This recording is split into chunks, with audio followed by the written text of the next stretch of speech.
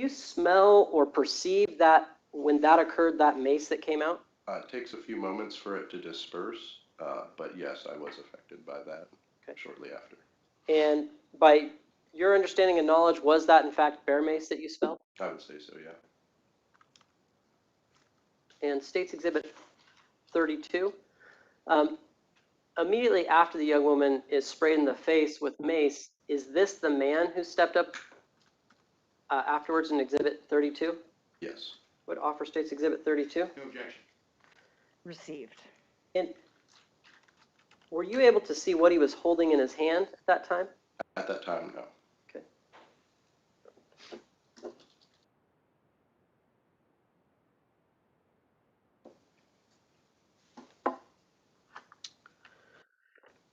We see State's Exhibit 33, please. Do you recognize kind of where this still frame is from? Yes. Is this from a video that was taken that day? I believe so, yes. And does it accurately depict how you were dressed that day? Yes. I would offer State's Exhibit 33. No objection. Received. In this particular frame, we see a gentleman kind of just slightly behind you. He's wearing a white t-shirt, pants. He has his hand up in this particular picture. Do you know him? No, I do not. Had you ever met him before that day or interacted with him at all? No.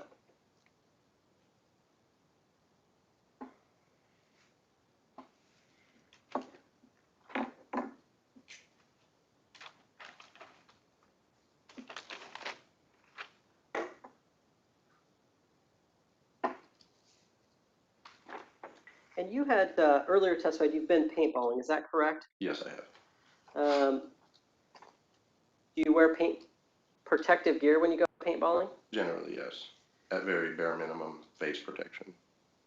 And did you do this at like a facility or a place? Yeah, generally there's designated places where you go, rent a gun or bring your own equipment and sign up to have these little paintball matches. Are you supposed to shoot people from close range? No, generally not. Objection. Relevance. Overruled.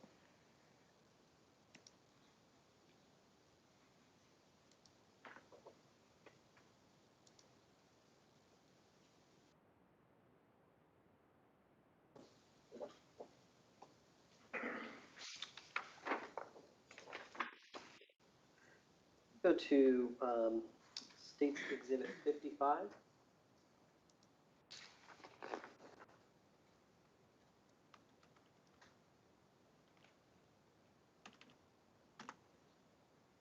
On the day that this occurred, immediately after, or shortly thereafter, I should say, did you talk to someone on camera?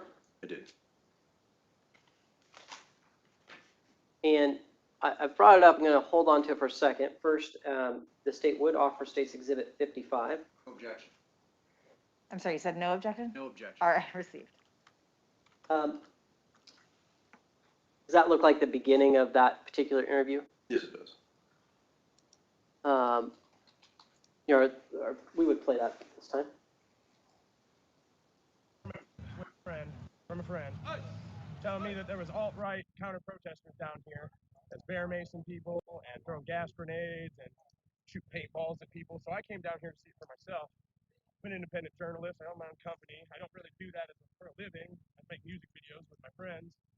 But recently, I put that job on hold to come down here and start making a documentary about the BLM movement, what's going on down here, and some of the misinformation I'm seeing in the mainstream media about it.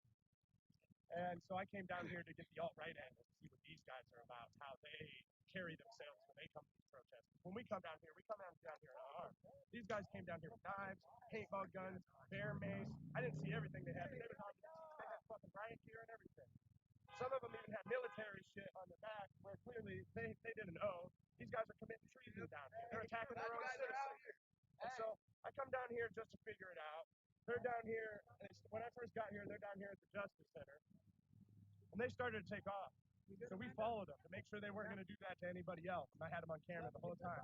Well, the big homie with the beard, the one that eventually shot me in the eye, I'm not sure his name, but I do have that on file. He turns around and starts acting, saying, I feel threatened. He starts acting like we're threatening him and stuff. Clearly, we're just walking behind him with cameras. Obviously, people were shouting some profanity at him and shit, but at the end of the day, there's nothing illegal about that. So next thing I know, they're spraying bear mace at the crowd. I didn't get hit with the bear mace directly, but in pursuit of them, I walked through a cloud of it and it got me pretty good. And the next thing I know, I'm in his face like, fuck you and your bear mace. His face got off. I was like, fuck you and your bear mace, buddy. So I followed him straight through the bear mace and kept going with my camera. And next thing I know, he turns around and he starts shooting the guy on the left of me with paintballs, and he managed to hit me in my left eye with one. About dead, you can see where it hit. It didn't quite hit the eyeball, but it hit like right in between. It's gonna be black tomorrow. This ice pack hopefully helps. Good luck, man.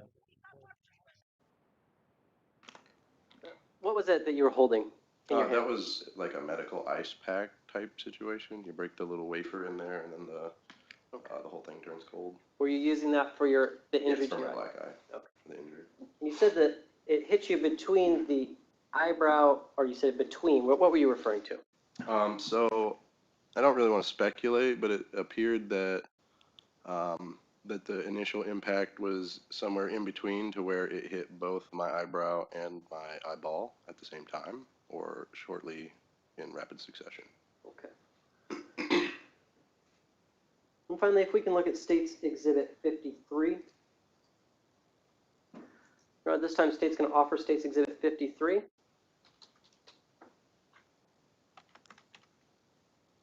Objection. Received. Okay, is this a video that someone else took that you have observed? I believe so, yes. Okay. And does it capture various portions of that day and of the kind of the procession back? From what I've seen of this video, yes. Okay. We can go ahead and play that this time.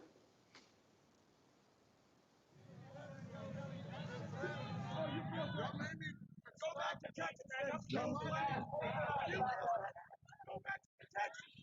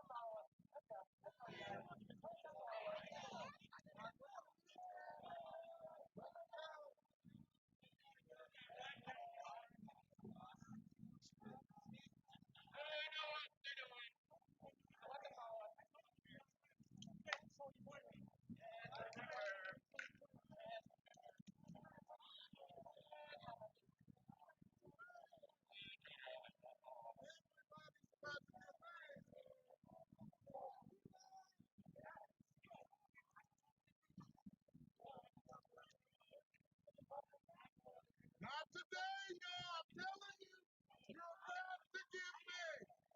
You keep following this, you're gonna get mad. Back the fuck up.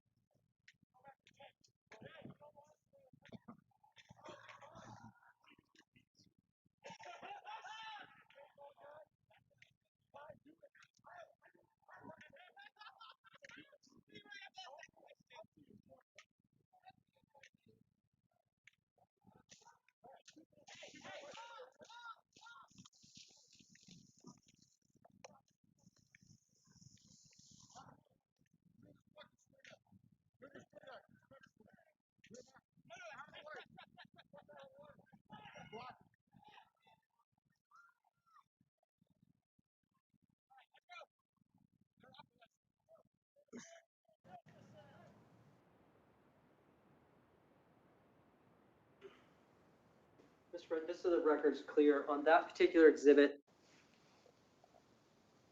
does it cover essentially some of the closer in time to the procession, the beginning of it, a little bit in the middle, and then the end? I'm not 100% sure. It seemed like it was all after they started leaving the Justice Center area. Okay, so it's all after that, but there are some little breaks in that particular exhibit footage. Yes, I noticed a break around 5 minutes and 50 seconds, as well as around 6 minutes and 30 seconds. I cannot speak to the chronological order of those events at this time without doing a little more research or comparing them to my footage. Okay, all right, no further questions, thank you. Cross-examination.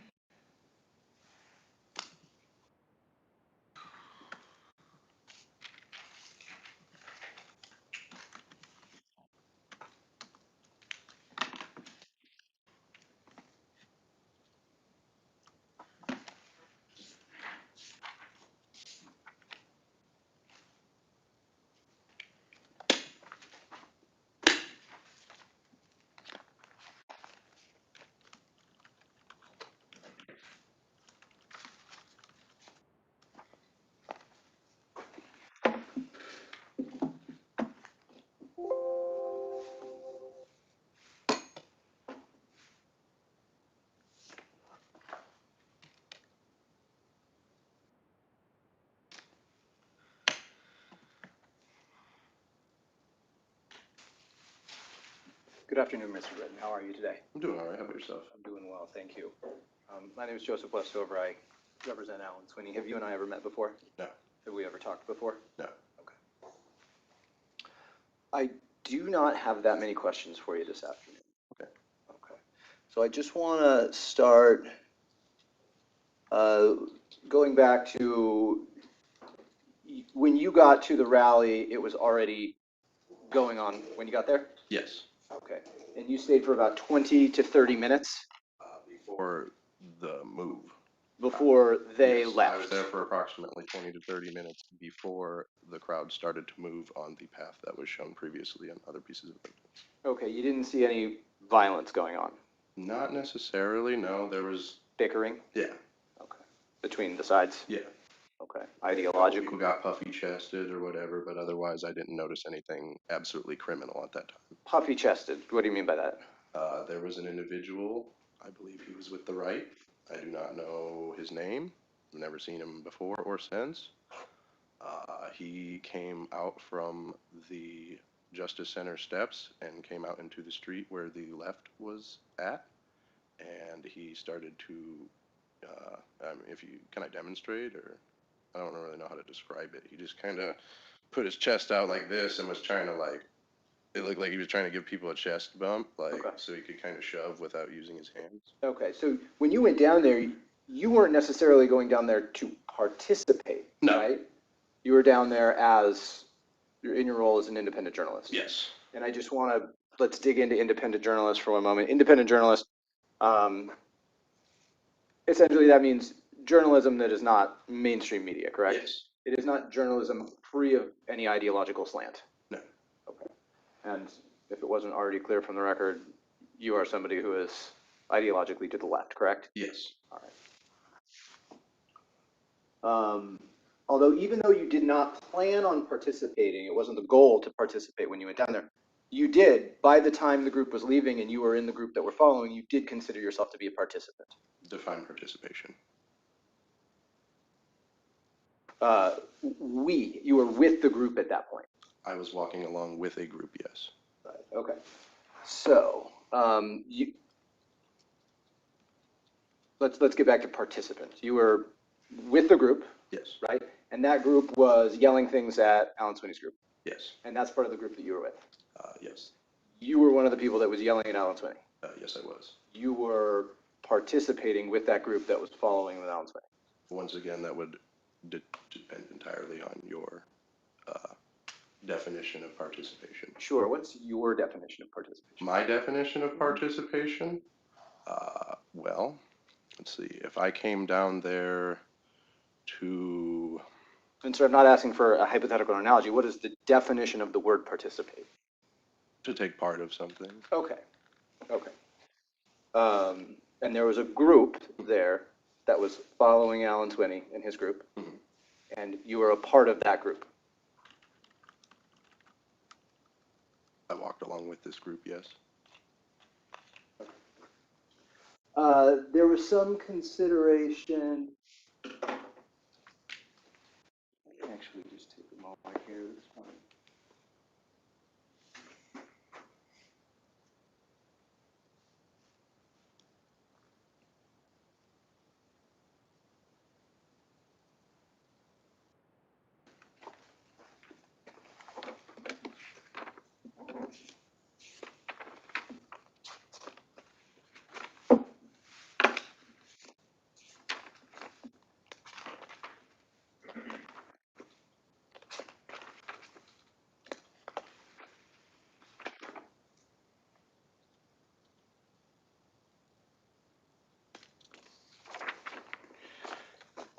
Okay, so you wouldn't consider yourself to be a part of the group that was following them? Were you a part of the group that was following Alan Swinney? When I arrived, Mm. no. When? When they left, Yes. I joined that group and I was following close with them while videotaping. Okay, Yes. and you're a part of that group? If that's the way you want to define it, then I suppose yes. Okay, thank you.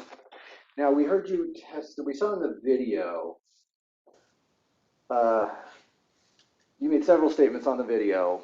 Some of them were along the lines of, we've been out here, and some of them were along the lines of, I've been out here. Hmm. Do you remember hearing those? I do. And do you remember saying those? Yes, I do. Okay, and let's talk about the difference between the we and the I. When you're talking about we, that's sort of talking about we as a group, The movement. the movement, okay? Right, so for example, I heard a chant that I think I heard you participate in as well. It sounded something along the lines of stay together, stay tight, we do this every night. Yes. Okay, and you were chanting that as well? After somebody began that chant, yes, I did join along in that. Right, even though the I, Jason Britton, was not doing it every night. No. You'd been 3 times before. Yes. Not even really even in that capacity because you had never been to an event where both sides were present. Correct. To my knowledge. And that stay together, stay tight, we do this every night, just for the record, that's a BLM chant? Yeah. All right. And the words there, stay together and stay tight, Mm-hmm. you use those because, those words are used because it's dangerous if you become dispersed and other people are allowed inside of your unit. Correct? I believe. For example, if you were not to stay together, then it would be easier for somebody to sneak up on you. Yeah, I mean, obviously, if one person were to walk away from a group, they could be putting themselves in some sort of danger or risk for retaliation. Okay. It's important to stay in a group. Yes. And I want to go back. The I, some of the things you said, just caught up in the moment. I've been out here every fucking night. I've been out here 80 nights, something like that. I heard you say in the video, Yes. right? Oops. Pardon me. Now, and I just want to make sure I heard you correctly earlier. You said that was perhaps for dramatic effect. Yes, it was a gross exaggeration on my behalf. Okay. I want to talk about for a little while about some of the terminology that I heard you use on the video. Okay. And so first of all, I heard it sounded like I heard you say bitch made. Yeah, I believe I used those words a few times. Okay. Was that a we as part of the BLM movement, or was that an I of Jason Britton? How did you mean it? How did you mean it? Those words only came out of my mouth, but Okay. I'm not really sure what you're So asking. that was your opinion. That wasn't, say, a tenet of the BLM movement. Yes, it was my opinion that this gentleman was bitch made. Okay. Little bitch also. Yeah. Yeah. Various iterations of the word bitch. Sure, yes. a lot. Yeah. Yellow-bellied bastards. You remember saying that? Yes, I do. Okay. That's that another was term for a coward. a coward, right? Cowards run away Yeah. when they're scared. Hmm? That was a yes? Yes. Okay. And bastard, it's like a jerk, right? Not the actual definition of Not the bastard. actual That's definition. colloquially, it's somebody that you don't like. Well, like I said, the whole terminology yellow-bellied bastard just altogether means you're a coward. Okay, that I don't like. I guess that could be said, yeah. Terrorist. Do you use that word? I believe so. Okay. And was that the Jason Britton saying, I believe that you are terrorists? Yeah. Okay. Turncoat. Mm-hmm. What did you mean by turncoat? By turncoat. Traitor, right? Yeah.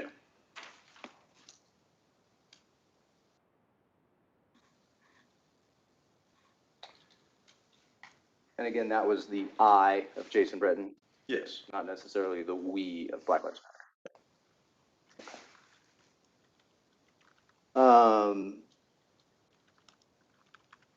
I heard you say that of the video I provided, and then we started talking about the one that was starting right when Alan Swinney and his group was leaving. So was there other video that you took today that you didn't provide? No. Other than one individual video where I was videotaping and I panned up in an upright direction. The video clip lasted all of about 3 seconds and it did not catch anything of relevance. Okay, I thought I heard you say that there had been you had been doing a couple of videos Oh, prior to them leaving? prior to, yes. Yes, there was a few videos that I had where I was speaking to a few people in the crowd, and there was a bit of like an interview situation. I was getting their hot take on what was going on here. Okay, that's Jason Britton as the journalist. Yes. Let's see, I understand that there was a sort of a shortened version that you also provided to a shortened version of the third video that we saw, the video that ended with you getting hit in the face with a paintball. You provided a shortened version of that? I believe so, yes. And the title of that was Alan Swinney assault video, parentheses, my perspective? I believe so, yes. Okay.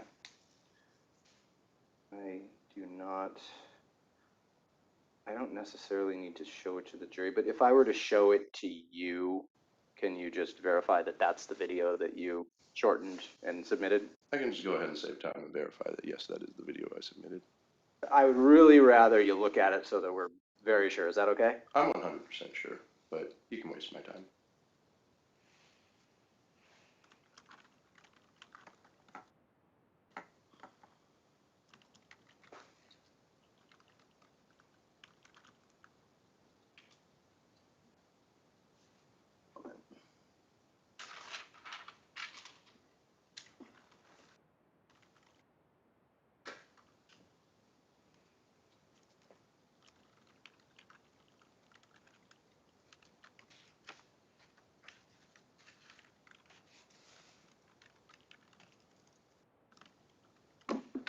I've got you all on camera, and I'm making a fucking police report tonight, motherfucker.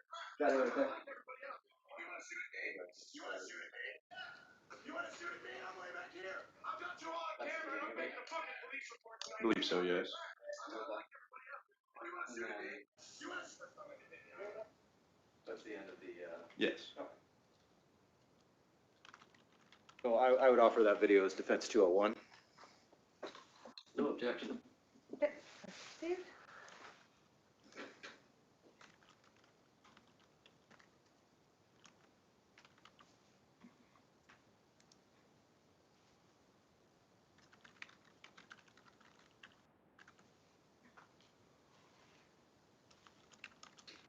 Back to you being part of a group that was following this other group. That other group didn't leave. I just want to verify what I heard you say on the video. That other group wasn't leaving until we had numbers. Yes, I did say those words. Okay.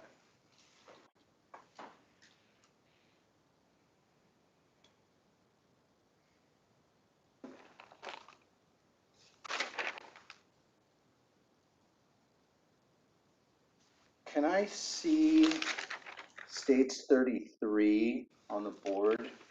Just give us one moment, we'll bring it up.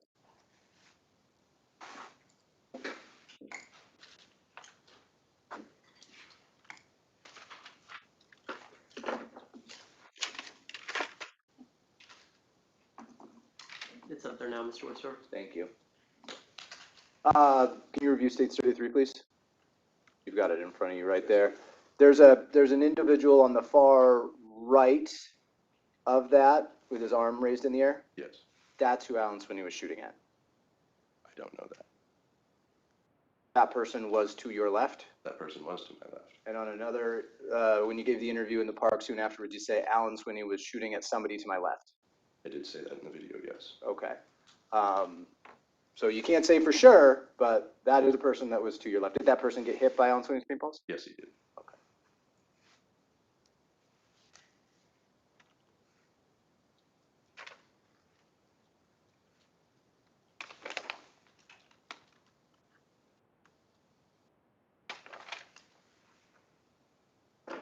One moment.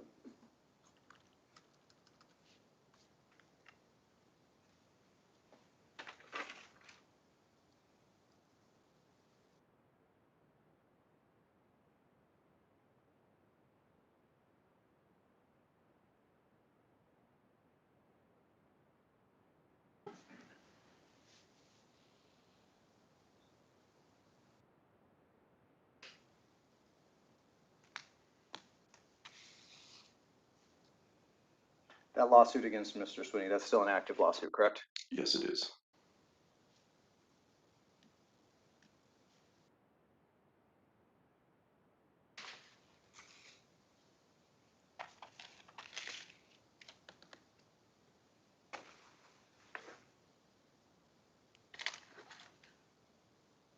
No further questions. Thank you.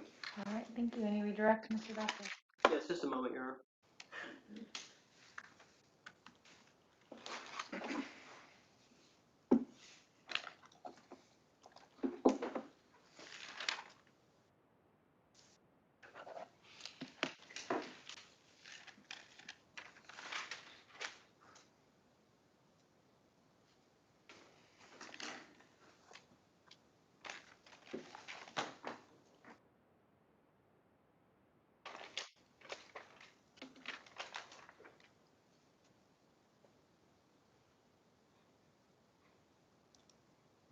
You were asked about providing a video entitled My Perspective. Yes. Did you provide all the video that you had? That particular video I did shorten, mostly because my videos are very big in size as far as how much data they take up on a hard drive. Most of my 10-minute videos are around 2 to 3 gigabytes. Those are very difficult to send. They're very difficult just to transfer from a USB drive. It can take up to an hour to transfer one of those videos from a computer to an external hard drive or thumb drive. So my question, though, is, did you provide all the video that you had, though, eventually? Yes, eventually. And did you file a police report? Yes, I did. Were you hoping that the police would look at any video that they could find and investigate the crime? Yes. Were you in any way trying to hide or cover anything that you did? There is one statement I made at the end of that video that I was quite embarrassed by. What was that? I used the word faggot. Okay. I don't like that word. I don't think that's a good word. And I was not thrilled about the fact that I used it. It's no excuse for me using that word, but I did just get assaulted, and I intentionally cut that part out because I was embarrassed by it. Okay. Now,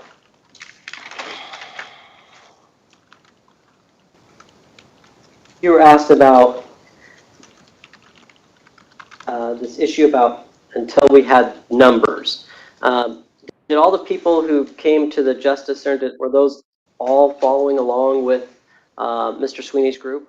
I can't say for certain that every member that was there at the steps continued along, but it did appear that a good majority of those people carried on with.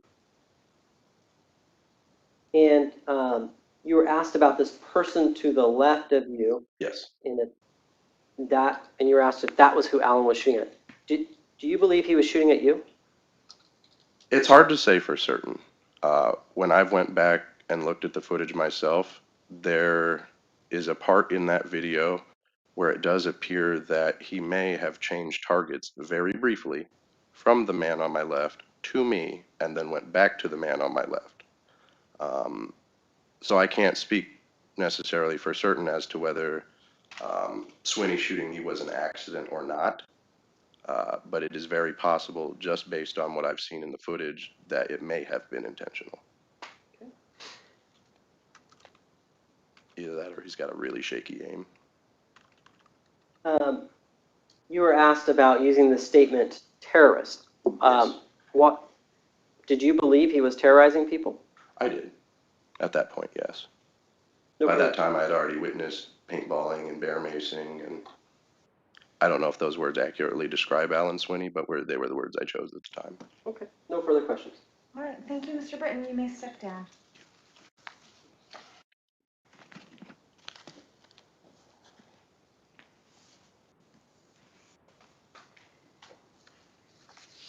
And the state can call its next witness.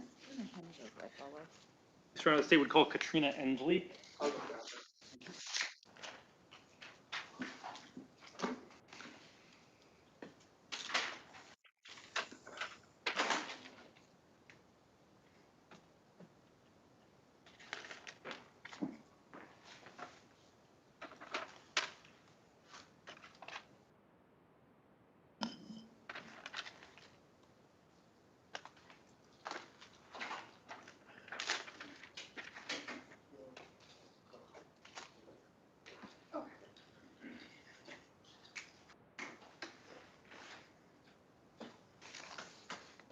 Remain standing, raise your right hand. Under the penalty of perjury, do you solemnly swear or affirm the testimony you're about to give will be the truth, the whole truth, and nothing but the truth? Yes. Have a seat. And if you could please state and spell your name when you get settled there. Sorry. Katrina Ensley, Katrina, Ensley, Ensley. If I may, Your Honor. Oh, yes, of course. Good afternoon. Is it Officer Ensley? Yes. All right. Are you an officer with the Portland Police Bureau? Yes. And how long have you been in that job? Just over 4 years. And were you working in that job on August the 15th of last year, 2020? Yes. Were you in a particular unit or designation at that time? Just patrol downtown Central. Okay, so you were assigned to Central Precinct. Mm-hmm. Do you recall some of the events of August 15th in and around the Justice Center? Yes. Okay. And on that particular day, do you know what your assignment was? Yes. Okay, what was that? A protest detail. Okay, and generally speaking, what's a protest detail? So it's a group of officers that are assigned just to respond to protest activity.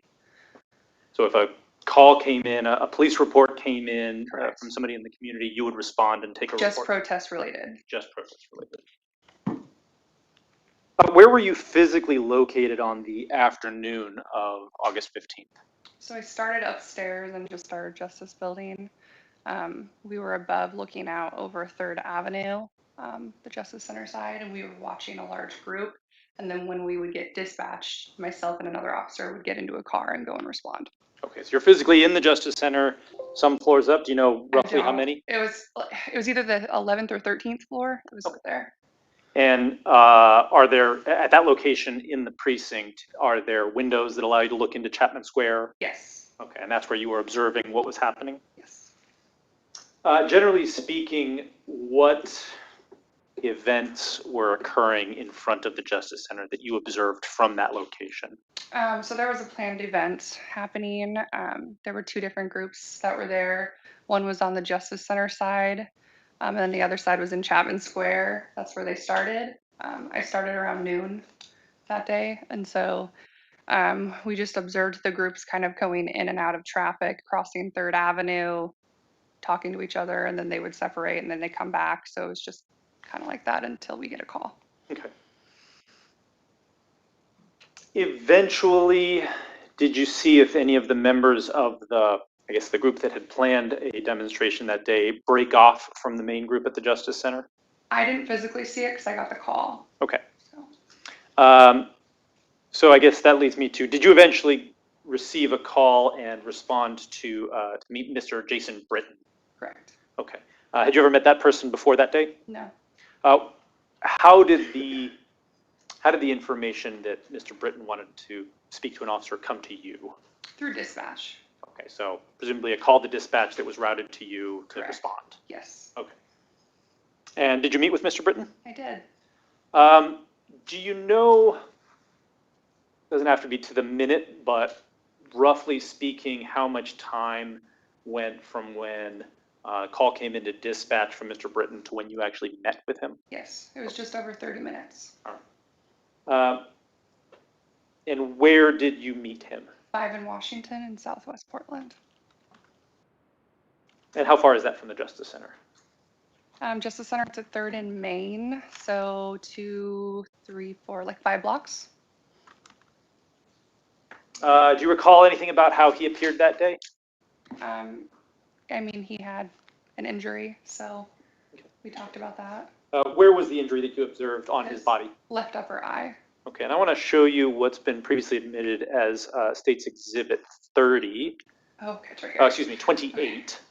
So you have that screen in front of you. Do you recognize this photograph?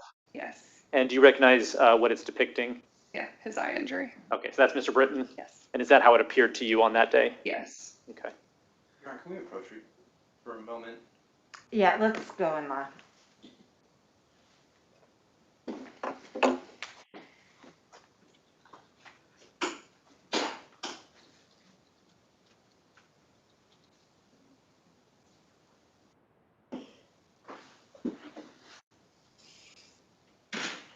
It seems there's some questions about this testimony that he may want to object to, and they're clarifying right now.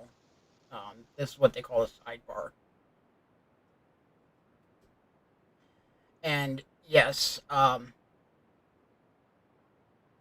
is the only male that is left on camera right now.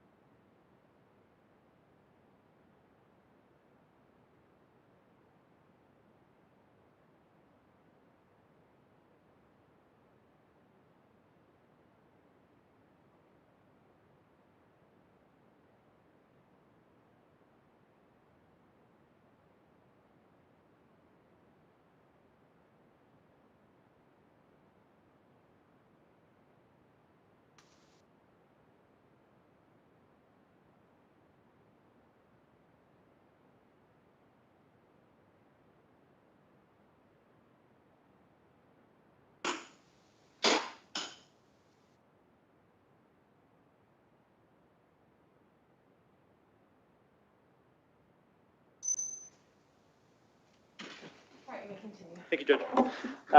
And just where we left off, so in State's Exhibit number 28, that's how his eye appeared on that day? Yeah. And without describing precisely what he told you, did Mr. Britton explain how his eye came to look like that to you? Yes. Okay. All right. I think those are all the questions that I have for you. All right, cross-examination. Just one moment.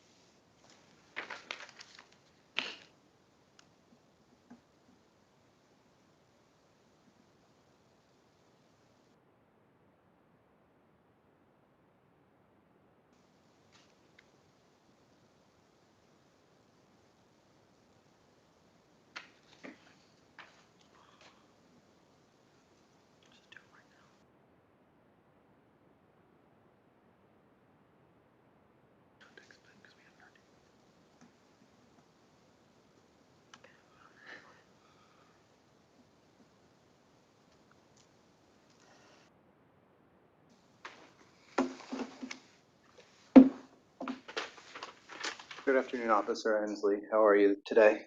I'm here. Tired? No? No. Okay. Let's see. You testified earlier that this was a planned event? As far as I know, yes. Okay, and you're on I think you said either 11th or the 13th floor of the Justice Center? That was the building that the event was right outside of? Correct. Okay. And was that part of the precinct, the police precinct that you were in? What part of the building were you in that you were able to look down? It's in our side of the building, so it kind of like looks out around. Because the Okay. jail is connected to the same building. Right. So when you say our side, you're talking about the police side? Yes. Okay. So on the police side of the building, you were looking straight down at flag wavers? At the street level, yes. Yes. Right. And the planned event was flag wavers? A flag wave? It was an event. Okay. Okay. And those people with the flags, they were the ones who were on the police station side of the street? The jail side, yes. Jail side, police station. The jail and the police station are the same building? They're in the same building, but the police side is on 2nd Avenue and the jail side is on 3rd Avenue. Okay, so I remember a moment ago you just saying you were in the police part of the building. Correct.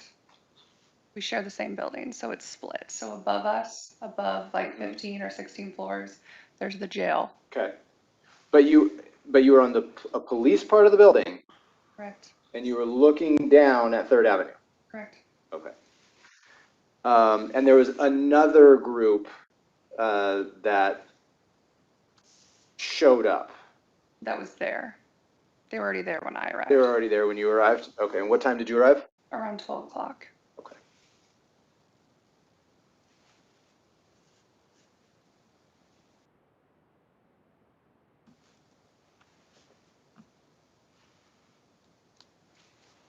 Let's see here.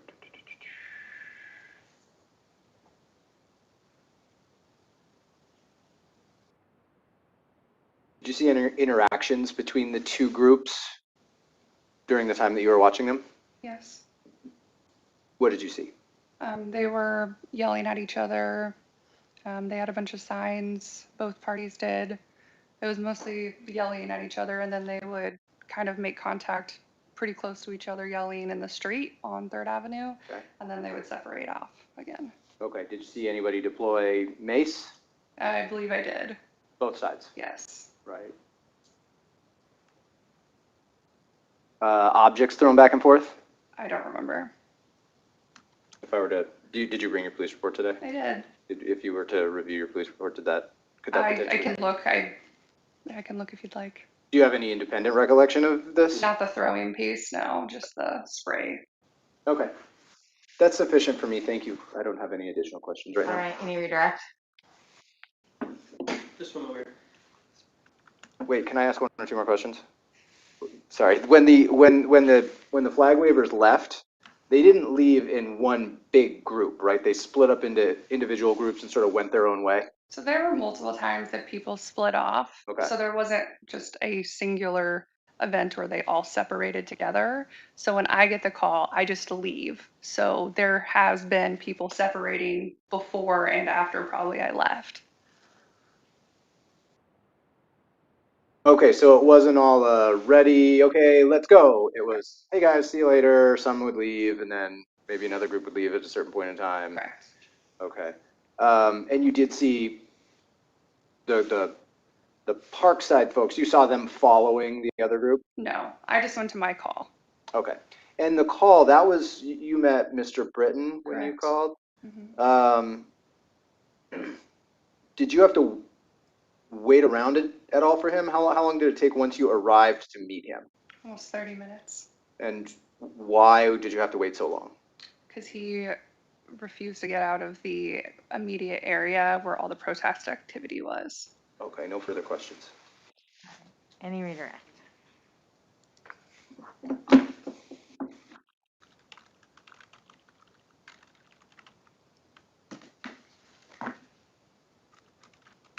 No redirect, John. All right. Thank you, officer. You may step down. State may call up the next witness. Aaron, at this time, the state's going to call Brittany Carell.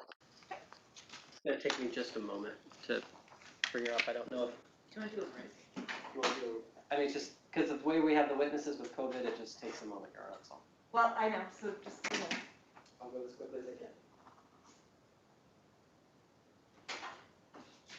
In the meantime, ladies and gentlemen, anytime we're on a break like this, stand up, stretch out your legs if you choose.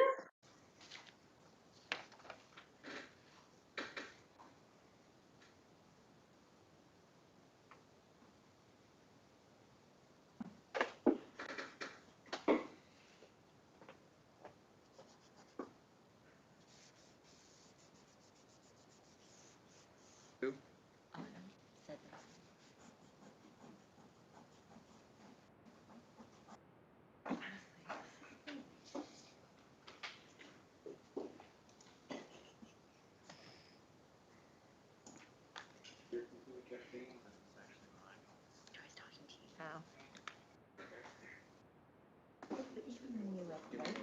Yeah. Okay.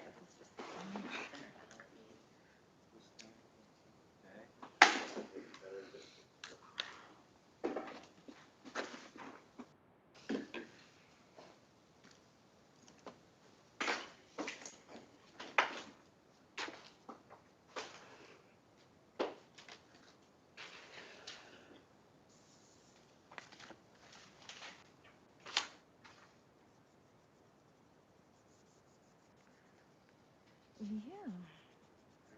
Yeah, it's working real good.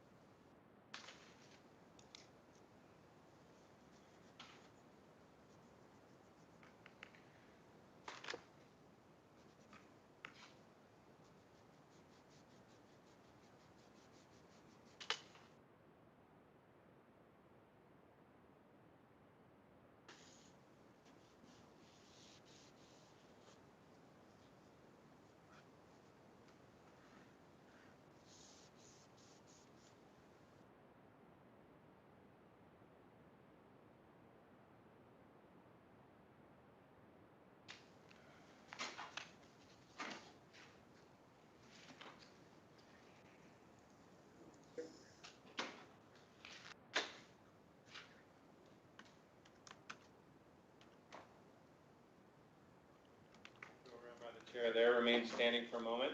Raise your right hand, please. Under the penalty of perjury, do you solemnly swear or affirm the testimony you're about to give will be the truth, the whole truth, and nothing but the truth? Okay, have a seat there. And if you could please state and spell your name. My name is Brittany Carell, Brittany Correll.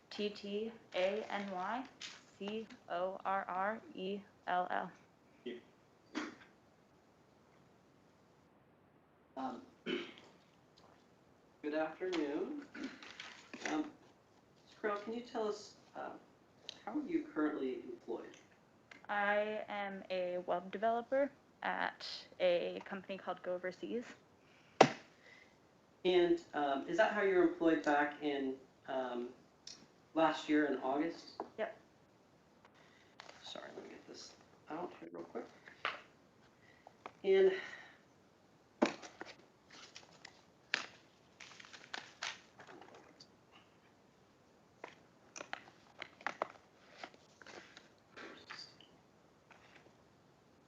there we go.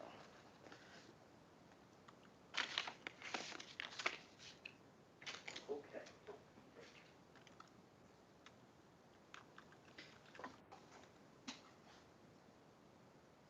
Back in August of 2020, and in particular in the days leading up to August 22nd, did you become aware that there was going to be an event in downtown Portland? Yes. How did you find out about it? There are lots of Instagrams about different protesting events surrounding Black Lives Matter. Had you been involved in some of those protests? Yes. When did you start becoming involved? The night that George Floyd was killed. And if you don't mind me asking, about how old are you? I'm 26. And did you attend a variety of different events and demonstrations? Yep. What are some of those types that you attended? So there was a vigil up on. Is that going to object to this as relevance? I think it's laying some foundation, so for a brief background is fine. Yeah, so starting from like the vigil for George Floyd, up in the Rose Park, all the way down through pretty much every night. There was stuff at Laurelhurst, or stuff down the Justice Center, stuff that started at Revolution Hall. Lots of marches, lots of different protests. Okay. And when you came out on the on August the 22nd, what did you anticipate was going to happen there? I knew that there was the other side that was going to be there, so we called them like the alt-right, and those were it. I think I had basically heard about the weekend prior, and then it was made very clear to everyone on all of these same Instagrams that there was going to be another protest the next week, where they were going to be going down to the Justice Center, which is where a lot of our protests were held before. Okay. And kind of, if you can remember roughly, what time did you arrive? Somewhere midday, probably around noon or so. I don't remember exactly. And where, when you got there, kind of what route did you come into the area? Yeah, so I was always walking across the Hawthorne Bridge. I would always park directly on the other side. And then walking just to, I guess, the north side of the Justice Center. I walked down that street. And when did you walk over towards what's called Chapman Square? Is that what the big plaza is right in front of the Justice Center? Okay. Yeah. We'll call it the big plaza in front of there. Yeah, sorry. So, and when you arrived there, kind of what did you see? What did you observe? Yeah, so when I was getting there, there were a lot of like, I don't know, to me it was like a motorcade, like a lot of motorcycles and stuff like that coming down that way. There were a lot of people that I wasn't sure who was on what side kind of happening all down that street and then in front of the Justice Center. So I was walking around and I think that that's when most people were kind of arriving. Okay. And what about the street on 3rd Avenue? Was it open and free to travel for cars to go through? No. Why not? There were people on the road, there were motorcycles, there were cars, there was just a lot of different people. Okay. And after you arrived there, did you kind of get the lay of the land and see who was where, what was going on? Yeah, it kind of started slowly lining up that there was like half of the road was like the alt-right, and then the other side was like the left side, the BLM side of the protest, Okay. was the side on the park side. And just generally, what did you see transpiring at the beginning? At the beginning, it was loud. I don't remember a lot. I was really trying to figure out like where I was meant to be in all of this. So, lots of motorcycles, lots of loudness, and I was pretty used to being on like the plaza side of things because that's where a lot of us had been like protesting before. We were lining up kind of looking at the Justice Center. So that I was just kind of veering in that direction. Did you see anyone out there on that day that is here today? Yes. And who is that? Alan Swinney. Okay. And you kind of briefly below, but you pointed towards Mr. Swinney, who's seated here? Yep. Okay. And was it hard for you to pick him out or see him? No, he's pretty tall. Pretty easy to pick out of a crowd. Okay. Is he bigger than most people in the crowd? Yeah. Was there anything else that was distinguishing about him? Like the, I don't know, the visor mask kind of thing, and you can see like the paintball gun that was on him. He also has I think it says Proud Boy or Proud tattoo, and I think we'd all been made aware of it, especially the weekend before, what he looked like. Okay. Perhaps we can look at State's Let's go to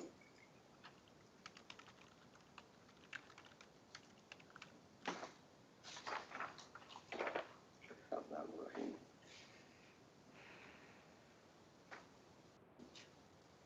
I believe it's State's Exhibit 41. It'll come up actually on the screen in front of you, so you don't have to crane your neck and look around. Right. Your Honor, the state is going to ask questions about this and offer State's Exhibit 41 at this time. Objection. It is received. Is this the individual that you have referred to as Mr. Alan Swinney? Yes. Is that how he looked on that particular day? Yes. And did you see him carrying some of those very items? You mentioned a paintball gun. Yep. When you first arrived, did you see the firearm that's located on his hip? No. Later, did you see it? Yes. Okay. So, you said he kind of stood out. Is he someone that you watched and kind of saw what happened with him? Yeah, I definitely paid attention to him. He was the one that was kind of like wandering throughout the crowd. It seemed like he was often pulled over when things were getting rowdier in different areas. What was he doing? He would get into like verbal altercations with people. Like you could hear him yelling at people. At one point, he told me he would, quote, he said, "I'll fuck you up, sweetheart," when he pointed his paintball gun at me.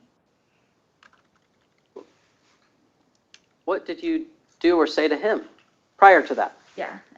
The only thing that I really said to people, the only things that I had been doing at that point were me yelling like Black Lives Matter, and any of the other chants. That's the one that I remember yelling though. I don't think I actually said anything directly to him though. Well, in that picture in Stage 41, I see he's wearing the visor helmet like you're talking about. It's the arm shield, the paintball gun, the knife, body armor. What were you wearing? I was wearing a t-shirt and leggings and a face mask, just like a COVID face mask. Did you have a helmet on? No. Did you have goggles on? No. So he said that to you. Are there people between you and him? No, at that point it was just me. Well, there were people in front of him that had shields, so yes. Okay. So tell me about those people. What's going on with those people? Yeah, there were a lot of people that were doing kind of different things. There was all of the people that had shields had drilled screws into them, so they would, if you got too close, they would hit you so that you would bleed. Objection.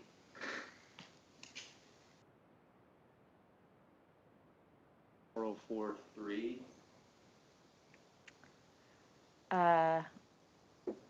Overruled. So you described those shields, and then and you talked about Mr. Swinney pacing around behind them. Was he doing anything over the top of them? Yeah, so he would point the paintball gun. Just remember, he would always point it sideways, or at least when I saw him. So, and then there was when he would like mace people. So shooting lots of paintballs, pointing the paintball gun, macing people, yelling at people. Well, let's look at State's Exhibit 35.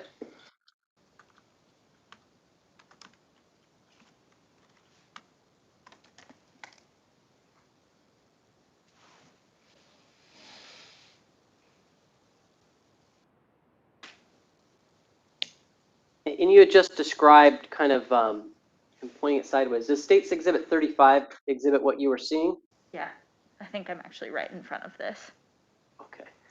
And when you say in front, you can't see you on this particular frame, but Yeah, this is exactly what I was talking about. The guy in front of him had a pink bat that he kept like threatening at multiple points, and Objection. So let's focus on what Mr. Swinney was doing more than what other people were doing. okay.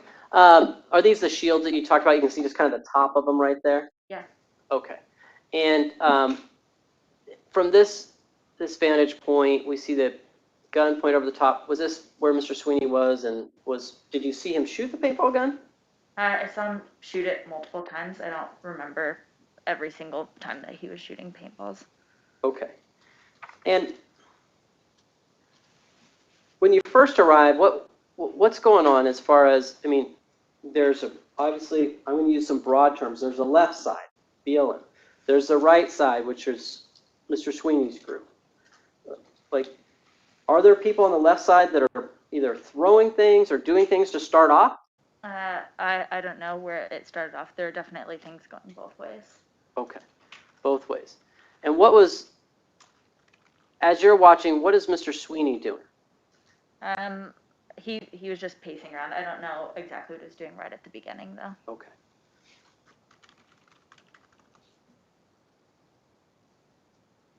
Now, at some point in the event, do you move away from that particular location? Yeah. At some point, I got maced right here, and there's a little building in the plaza, and I myself and one other woman got hit directly, and I went behind a building and I threw up, and then I came back. Okay. And when you came back, where did you go? Pretty much right back to the front. Okay. We had earlier talked about that fire. Did you see Mr. Swinney still there when you returned? Yeah. What was he doing at that time? Pretty much the same thing. He was, I think at some point he was like yelling at a press person, but he was kind of all over the place. There was a lot of times where I was focusing on other things like people at the bats and stuff like that. So. Okay. And at some point, did you see him pull out a firearm? Yes. And can you tell us what was going on when that happened? What you were seeing? So the first thing that I remember, I was standing kind of over by there's like a van that you see in a lot of the images and the videos. So over on the side of that where I'm like directly in front of him. And the first thing that I remember seeing is all of the people that were in front of him kind of duck. And I don't know why that's the first thing that I remember, but a bunch of people ducked and then I saw the gun. Okay. You go to State's Exhibit. Are you going to offer 35? Yes. If I can offer State's Exhibit 35. No objection. And then if we can go to State's Exhibit 36.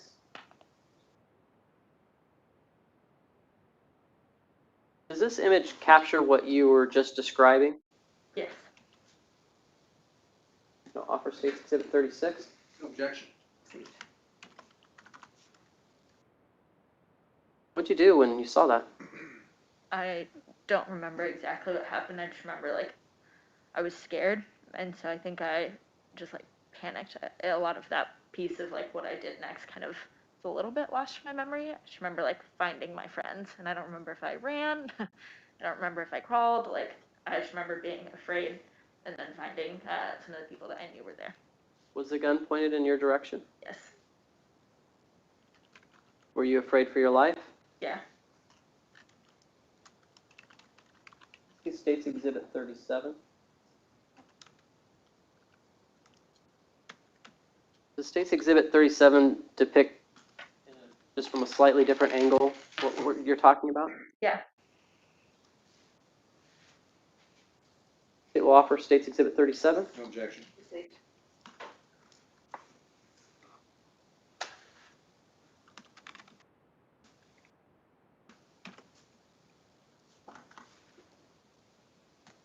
After you ran away, did you see kind of the things that happened next? Honestly, that like I think that's like where kind of the brawl happens and it like kind of breaks through. But I feel like after that, a lot of my like timelines like messed up. To be honest. Were you pretty scared at that point? Yeah. Well, help me understand a little bit kind of where you're standing in relation to Mr. Swinney. Yeah, so there was a bigger gap in between at this point. And so he's behind just like a few people of shields, and I'm just like a little bit further back, kind of next to that van. So the van's like over here on my left, I guess.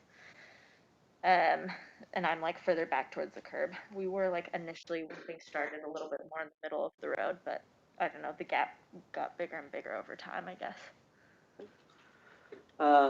Did you see anyone pointing a gun at him? No. Were there still objects being thrown back and forth between the two sides? Yeah, I feel like, I remember after I saw the gun, I mean, it was so loud and chaotic. I remember at one point there's just like one louder ting that I was nervous was a gunshot. I just didn't know whether it was or wasn't. Okay. What were the people doing around you, both immediately prior to and then when he pulled out the gun? Honestly, it's hard for me to remember exactly what happened right there. Okay.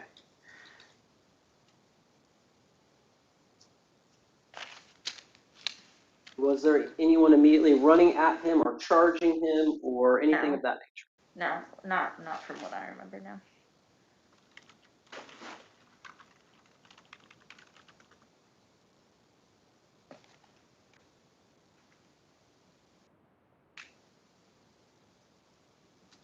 I'm going to show you a video clip from State's Exhibit number 60. I'm going to be offering State's Exhibit 60.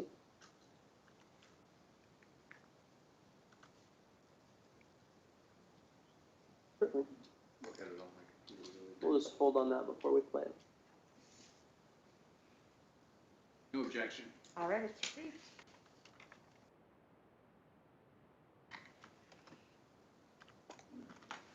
Does that, when you talked about, you said there were some like motorcycles and things, does that kind of, is this what you're talking about when the motorcycles were arriving? Yeah, so at this point, I wasn't directly here. This is like kind of what I saw like happening in front of me though, because I was down on, it's hard for you to see what I'm pointing at, but I was down in this street here. Okay. Yeah, So not in this exact location you were, but you were seeing this go by. exactly. And so if you would go ahead and play that.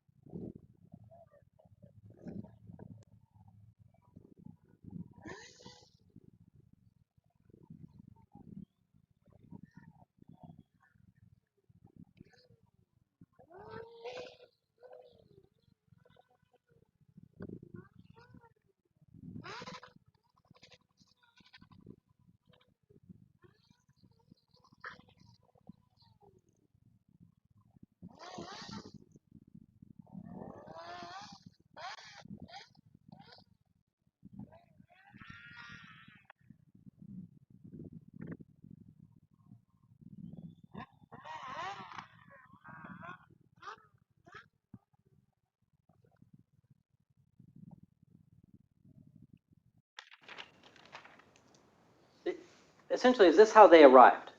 Yeah, from what I was saying, again, I was like on that side street, but yeah. Was it loud from what you heard? Yeah, it was incredibly loud pretty much the entire time. We'll go to State's Exhibit 61.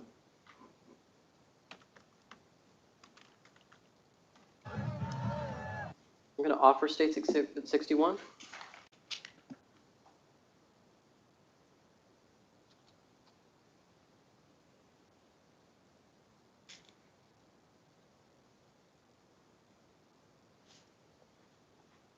No objection. It's received.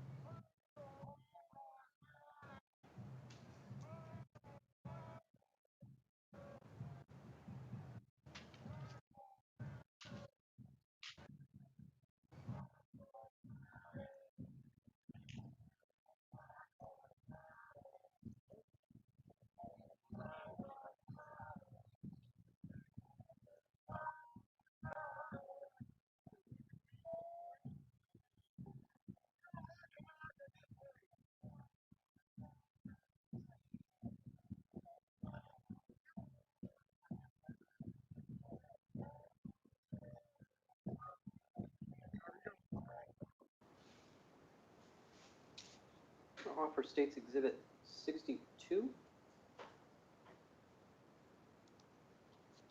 How would you object to this one?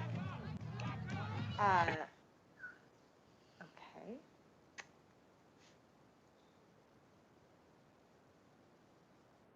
Would you like me to have the witness? Would you like to have this discussion out?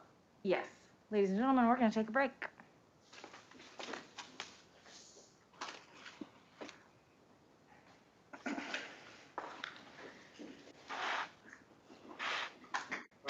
We'll go back to the jury room.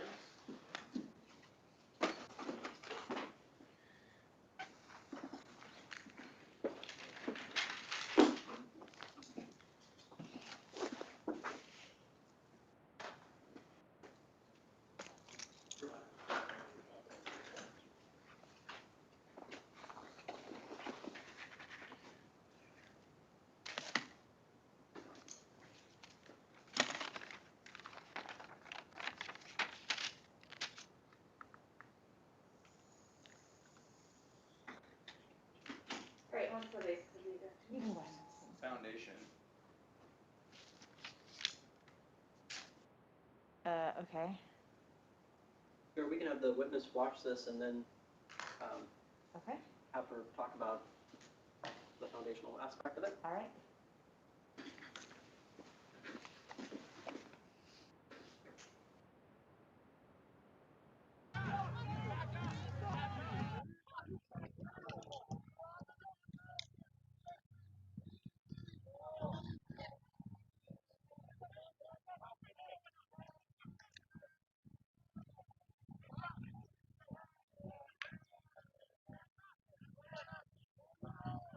So does she need to watch the whole thing for us to establish the foundation? I mean, if she does, fine. That's a fair point, I'll pause it. Is this a fair and accurate representation of how it looked that day as you were perceiving it? Yes. Okay, so I'm going to allow 62, and are there other videos in this that you're intending to introduce with this witness that the defense A long has series of objection? videos, Your Honor. I do have a question in it. All right. Did you witness this personally? I don't remember. This is just how it looked throughout the evening, or throughout the entire protest. Our objection stands. Okay, I'm going to admit it over your objection. It clearly shows Mr. Swinney during the during the date and time charged. What other videos are you introducing that the defense might have an objection to? And let's just get through this in a break. 62 through 75, and then State's Exhibit 80 through 83. I mean, it's all just video that's, the handgun video, 81, I have no objection to because the witness has already testified that she saw Mr. Swinney pull a gun, so I don't have any objection to 81. 80 is the same thing, no objection. There's video exhibit 75.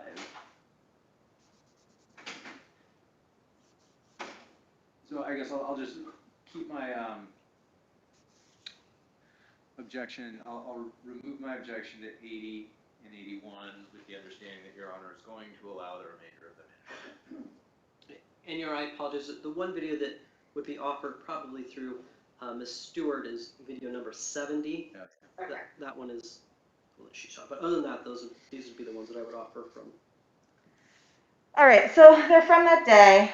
Mr. Swinney is, I assume, captured in all of them? Yes, that is my memory of going through, is that I tried very hard to screen out the ones where he was not captured in them, and it was only the ones that he was Okay. I think any that are not of Mr. Swinney, I would sustain the objection as being cumulative and prejudicial. I'm happy to just kind of quickly go back through and make sure, but that was my intent when I was going through them, was to screen out those ones. It would take me less than 5 minutes to do Okay, so. well, why don't we do that, and then the parties, anyone that needs to use the restroom can use the restroom. Ms. Grell, if you want to step down, you're welcome to use the restroom as well. If everyone just wants to be back here at 310. Go to. Mhm. I got the I'm pretty huge sure. thing of whiteout off. Go to 65. Go. It just looks kind of painted like a card.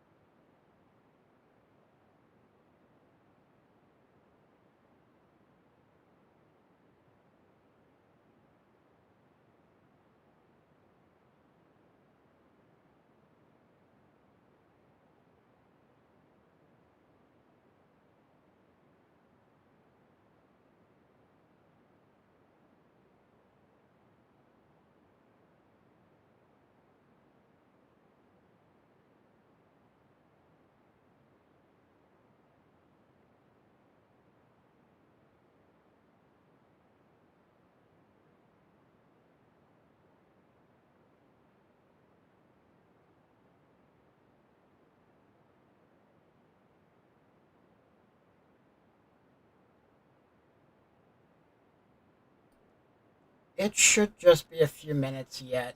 They said to be back at 3:10, and it's 3:08 right now. So hopefully not too much longer. They also need to stop between 4 and 4:30 because of scheduling to get Mr. Swinney back to Inverness in a timely manner. So he needs to be ready to leave by 4:30.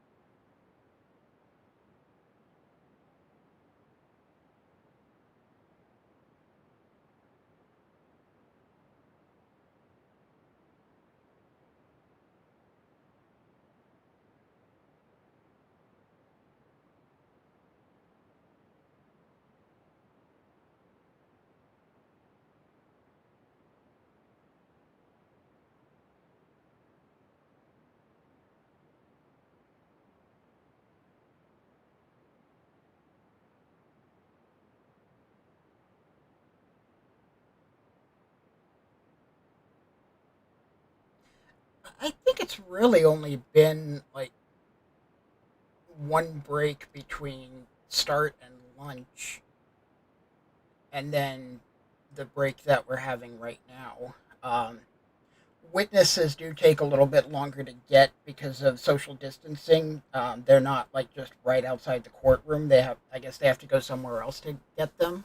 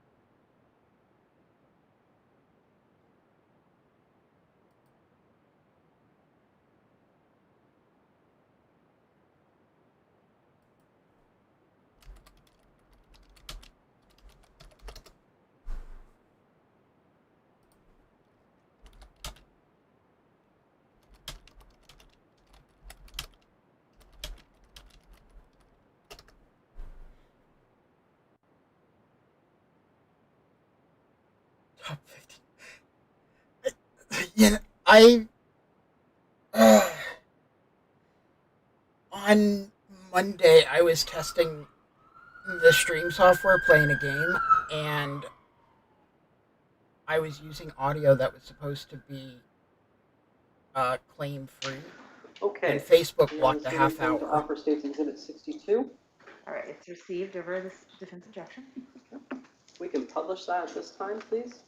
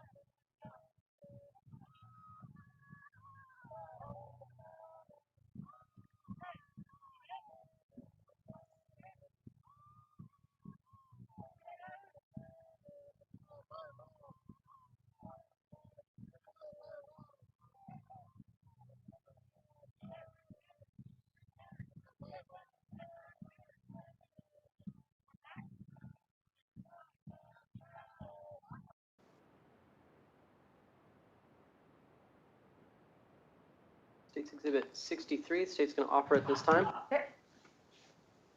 It's received. Go ahead and look up.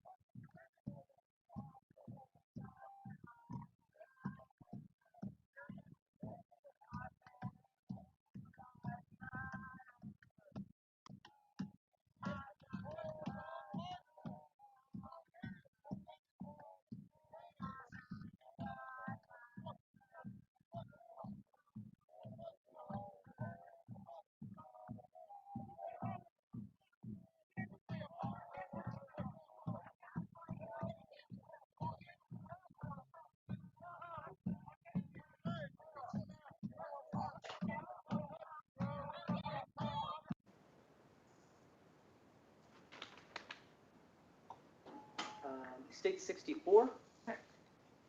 Received.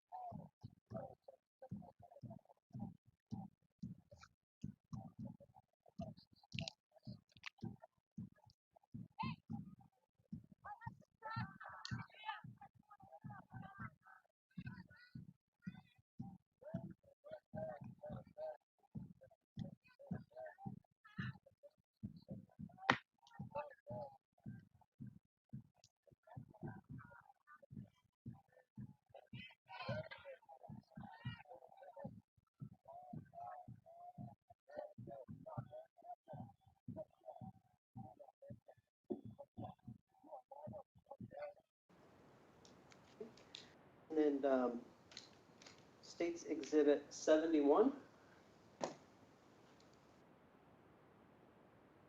Oh, I'm sorry, I may have skipped over State's Exhibit 65. My apologies, that's one I wanted to see.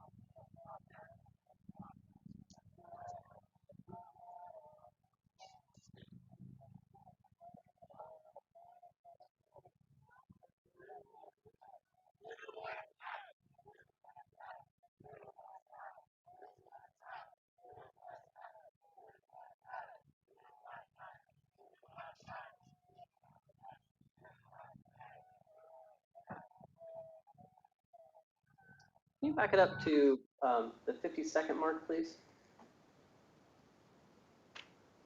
And Ms. Crow, would you mind, is it okay if you take off your mask for this part of testimony? Thank you. Are you able to see yourself in this particular frame? And could you just, let me see, do we have that? Oh, we have a. I have a pointer too. Whatever it is. Maybe if you could just turn around for this particular part, if this works. We'll see if it does. There. Is that you right there? Yeah. And is that, we can't see a lot of you, but is that how you were appearing on that particular day? Yeah, you can also see me in the last video too for a second, where he points the paintball gun right in front of me.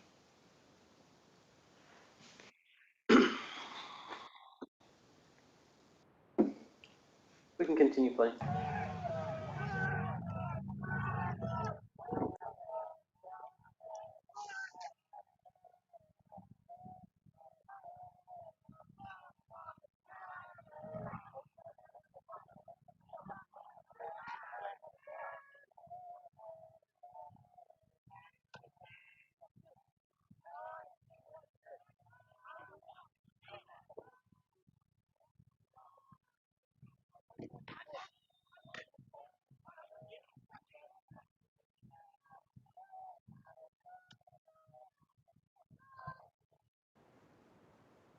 Now can we go to State's Exhibit 71, please?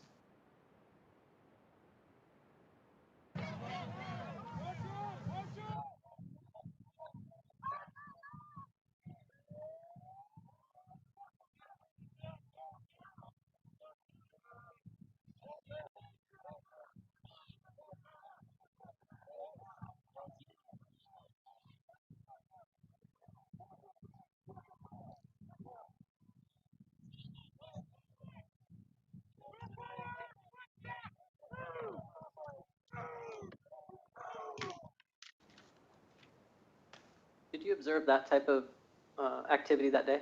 Yeah, I saw him shoot paintball guns multiple times. And where they were moving with the shields forward? I don't remember the time that they were moving back and forth with the shields. Okay. Move on to State's Exhibit 72.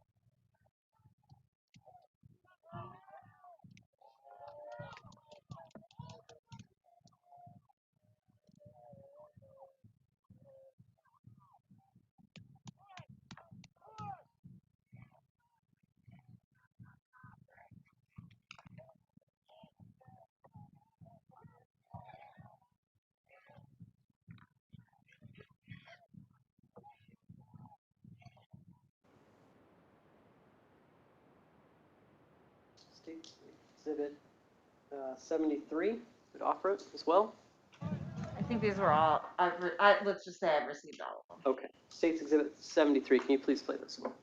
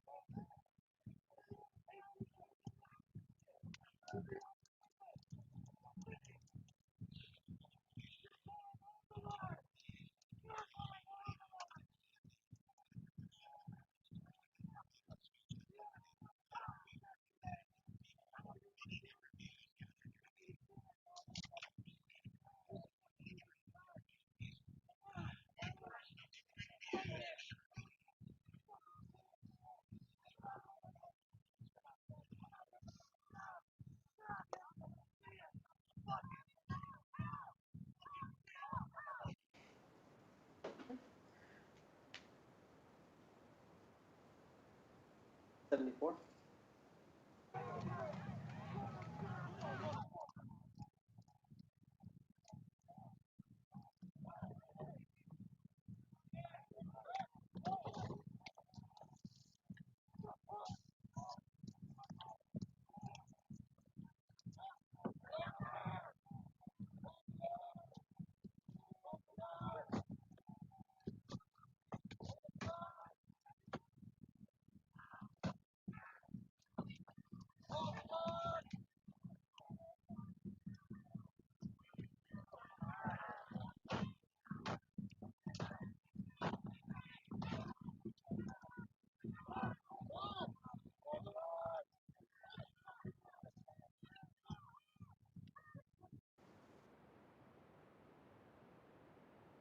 '75.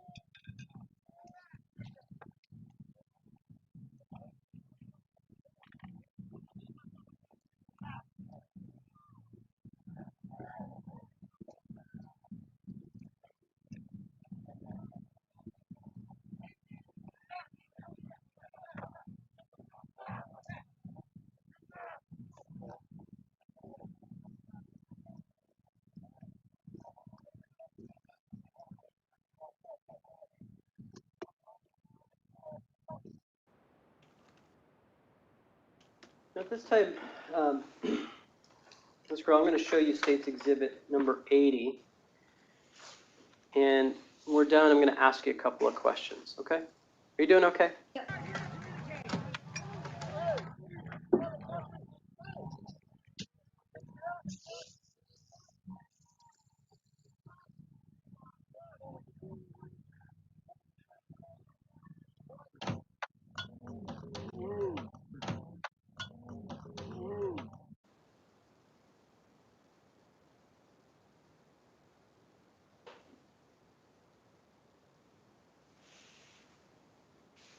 Is that what you observed Mr. Swinney do on August 22nd? Yes.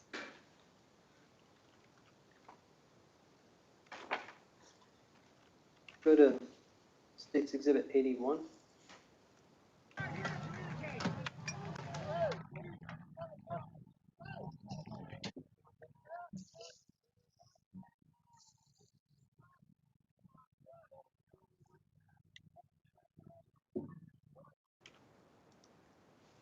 And then State's Exhibit 82, please.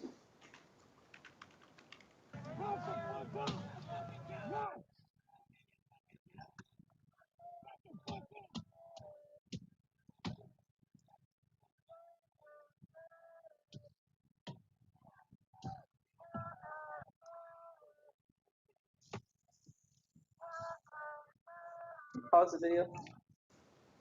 Do you know what van that is that's being damaged there? Yeah, this one was at a lot of the protests. I remember we had a name for it, but I don't remember what it is in the moment. But they would pass out like food and stuff like that. They also usually had a lot of supplies in their car to like help with tear gas and stuff like that. Did it have like BLM sprayed on it and stuff? I don't remember exactly. Okay, but it was associated with the left side. Yes. Okay, all right. Go ahead and play.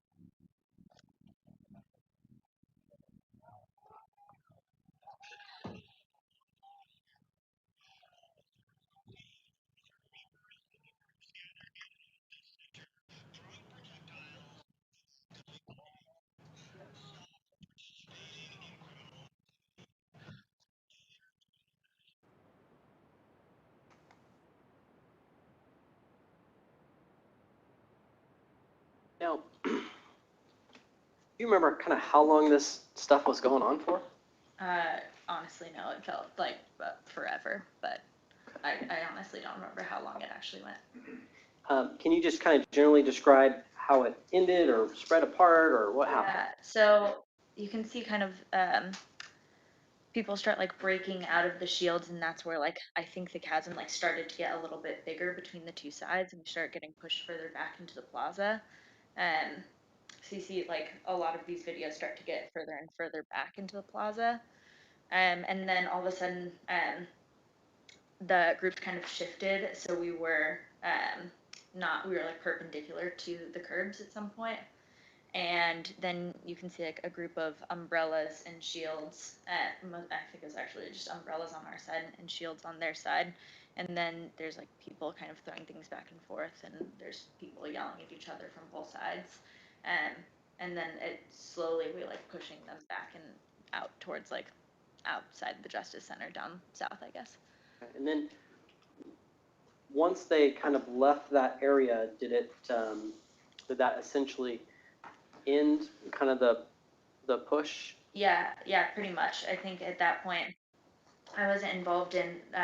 Some cops were rounding up people, I think that were in the plaza, but I wasn't involved in that. I followed down south, whatever that street is that the Justice Center is on. I kept following down south a little bit until they were fully gone, and then I had a friend come pick me up and drive me home. Okay.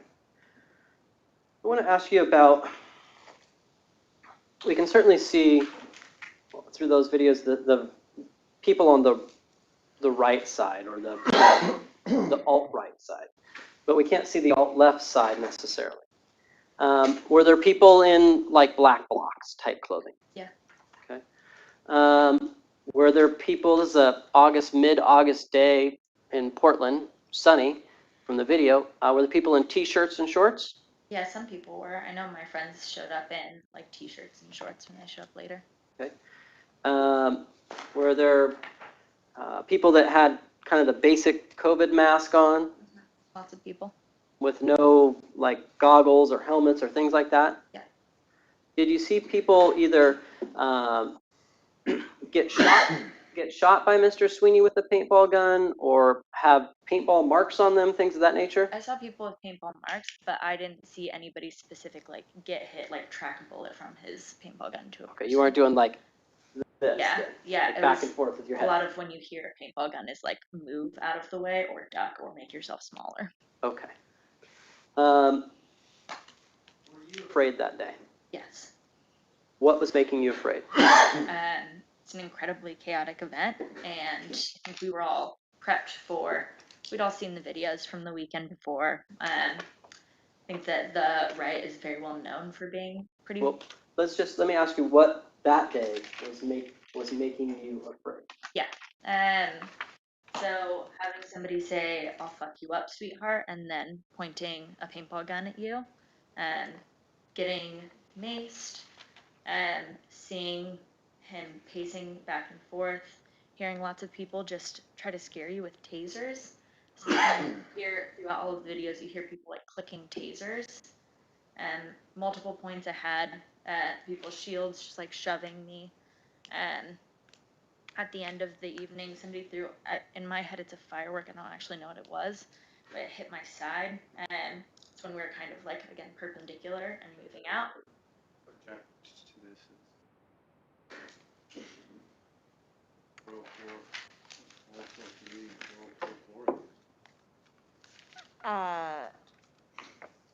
So I think she's explaining how it kind of dispersed, but if, clarifying questions about whether Mr. Swinney himself was personally responsible are probably appropriate at this point.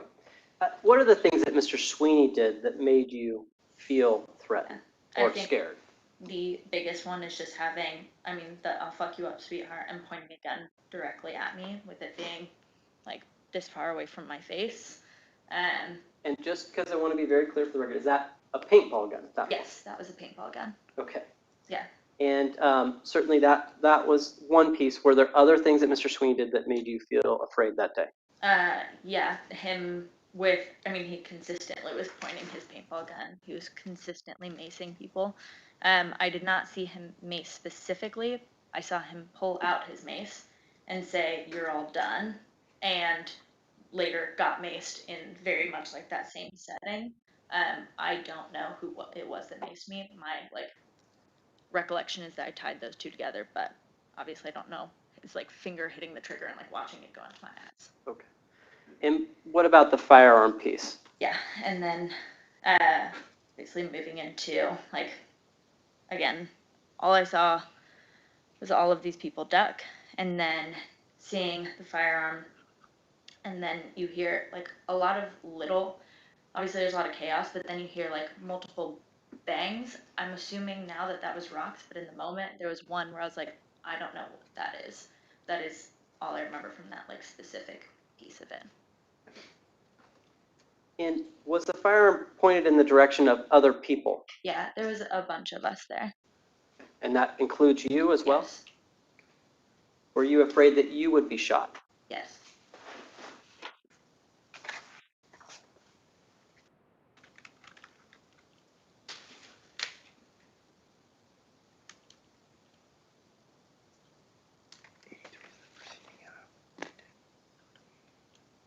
No further questions, Your Honor. All right, cross-examination.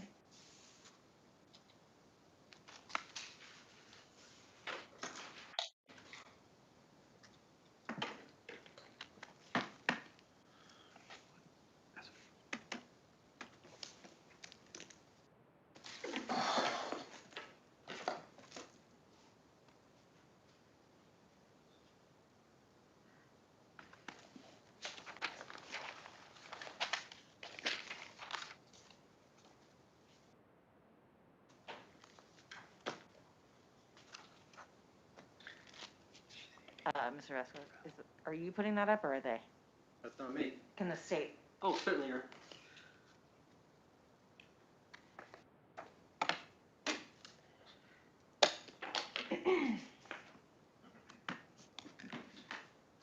Fix that a little better, sorry.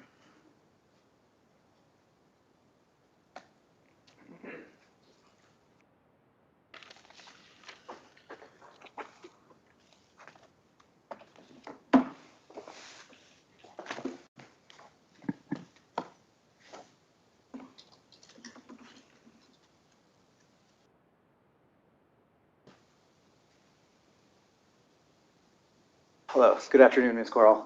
Good afternoon. Am I pronouncing your name correctly? Corral. Yeah. Coral? Corral. Corral? Yeah. Okay, thank you. My name is Joseph Westover. I represent Alan Swinney. Have you and I ever met? No.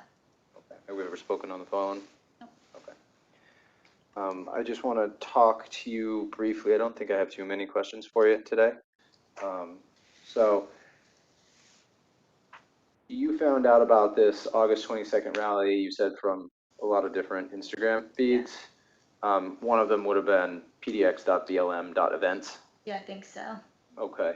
And PDX BLM events, that's a Black Lives Matter. Yeah. I don't remember exactly which Instagram it is. There's obviously a lot of them on there. There's like safe PDX and stuff like that. So I don't know. I don't remember exactly which one it was.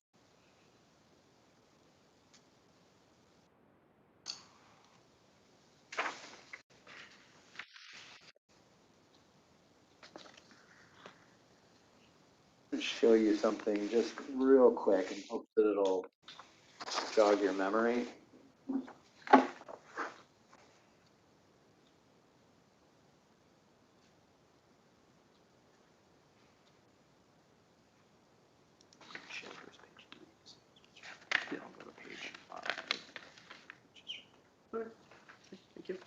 So without reading this out loud, could you know what? I'm going to give you a separate copy of it so that we can both have a copy.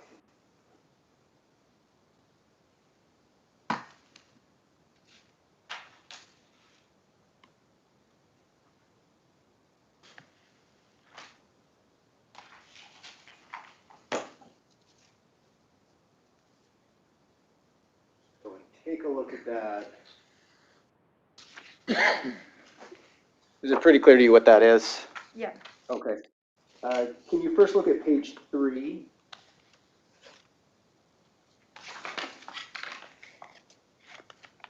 And specifically around line 18 of page 3? Yeah. And then just scan all the way through page 4 and then stop on page 5 at line 1. Yep. Does Yeah. looking at that refresh your recollection as far as what Instafeed it was? Yeah, I think that even here though, I say that I follow like lots of accounts like this, so I think this was one of them, but they all kind of post very similar things. Yeah. Okay, great, thank you.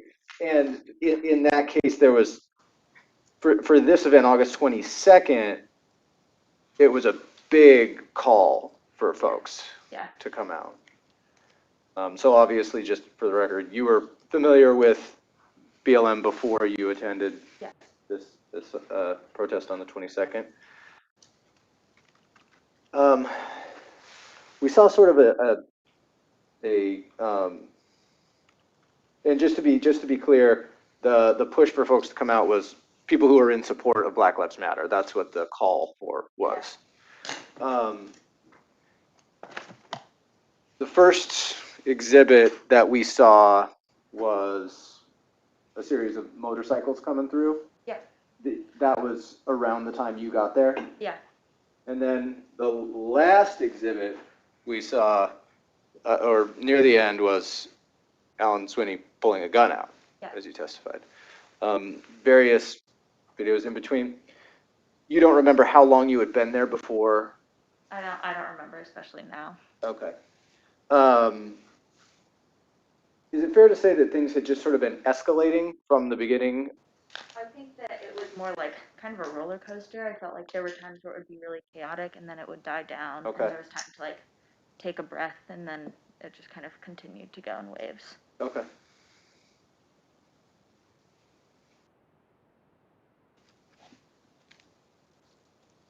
And when the motorcycles came through, there weren't. That was the motorcycles is what was separating the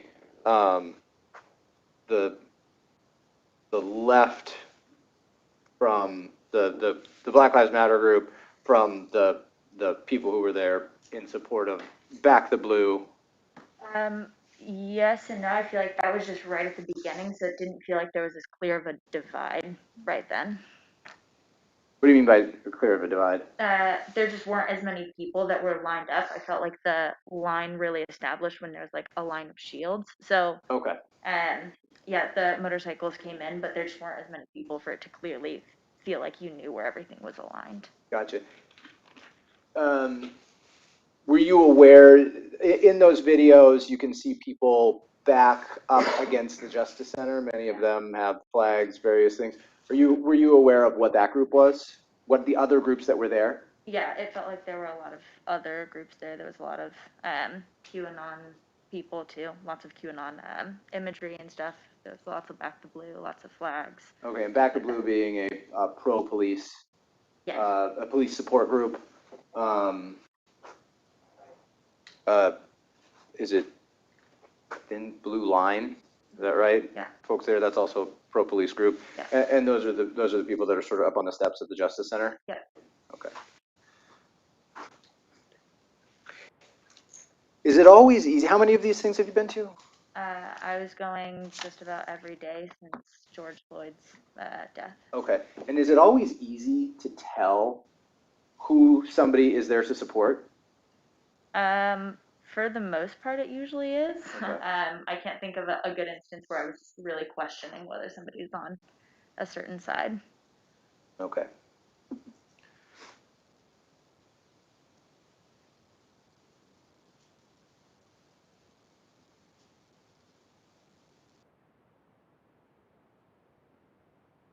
I heard you say earlier there was a certain point where, and correct me if I misheard, but something before the gun came out, you said the shields sort of got separated a little bit? No, I think that there's just a bigger gap than there was during a lot of the protests. So for so much of it, we were like really pressed right up against each other. And when the gun came out, you can see there's just like a much bigger divide between their side and what like the left side. That the space between us was just much larger. But what I was referencing with the shields is just everybody ducked their side. They had all of these shields, and then a bunch of them ducked, and that's when I like keyed into like what's going on. Okay, so, and I think that might be on those exhibits where the gun you is can pulled see out. You're talking about the people in the front of that video. Can we show one of those videos? Which one would you like? 72, is that right? I think it's the 80 series is what. That sounds more likely. I think it's 80 and 81. 80 is the one that has the slow part, and then the 81 is the one that just plays straight through. Either one.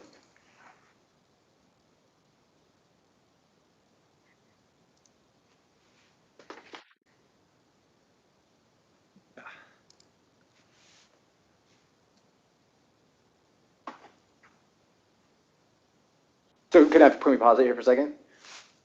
Those folks, can I use the pointer? Sure.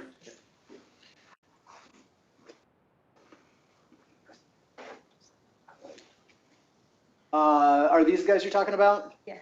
All of a sudden they duck. Yeah. And you noticed that? Yeah. Okay. Because I noticed that when he was shooting with the paint gun, no paintballs, nobody ducked, and so it just like, I don't know, I just keyed into the fact that like all of a sudden people are ducking. It just felt different. To All me. of a sudden everybody all at once started ducking. Yeah. Okay. Behind their shields. Yeah. And Alan Swinney they're not in between, they're not ducking behind their shields. Alan Swinney is on the same side of the shield as them. Yeah. Okay. So just can we just, let's do it.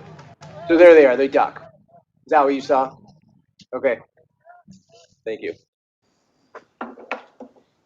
And that's what sort of cued you in, is that, wow, all of those guys just duck behind their shields. Okay. You testified earlier that you had heard there was one tink that was particularly loud. Yeah. And you thought that might have even been a gunshot. Yeah, I think that whenever you see a gun and then you hear a loud noise, it's immediate, like your brain is like, what just happened? Sure. During all of this, everything sort of did become a blur for you, though, right? Yeah. All right.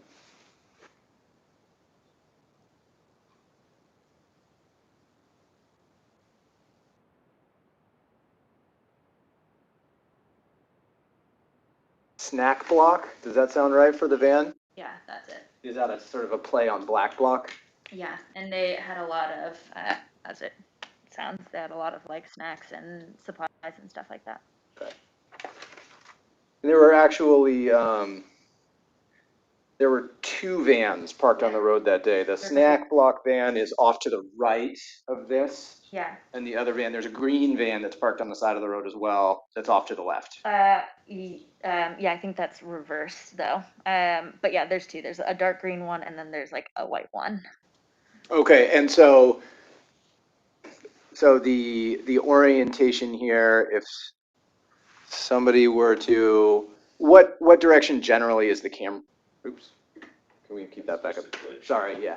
What the camera is generally pointed north here, correct? Yeah, like northeast. Northeast, yep. And so the green van is to the north and the white van is to the south? Yeah, but I think so. You think so, yeah, I wouldn't be able to paint you a perfect picture there. Right. But there were two vans that were kind of like sandwiching us in right there. Okay, it's been more than a year since this happened. Yes. Okay, which obviously you're not going to perfectly remember everything after a year. And also it was incredibly chaotic. So a lot of times it was just you looking for like, how do I feel safe in this moment? Okay. Right, so when things are incredibly chaotic like that, you're not necessarily perceiving everything, you're mainly concerned about keeping myself safe. Yeah, especially, obviously the circumstances that we've seen. Did you hear Mr. Swinney say anything? Not that I remember, no. Okay.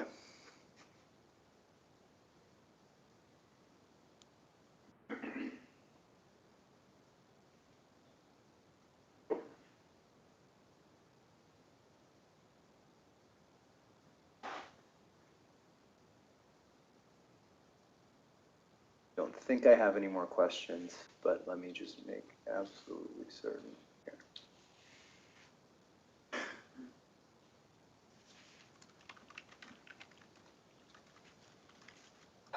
Just one last one. You said sort of when everything was sort of ending. I heard you say that the Black Lives Matter folks, the folks on the left, they had umbrellas. Yeah. And they would have been holding the umbrellas in front of them as shields, essentially. Yeah, as protection. Okay. An umbrella is not going to offer as much protection as, say, a piece of wood. Yeah. Right? But it offers just as much protection to prevent somebody from seeing past it. What do you mean? You can't see through an umbrella. Yeah. So somebody could effectively use an umbrella to hide behind. And the person on the other side wouldn't be able to see what they're doing. Yeah. There's a lot more cracks in between umbrellas too, though. So as far as like a shield of umbrellas, it's harder to line up since they're circular.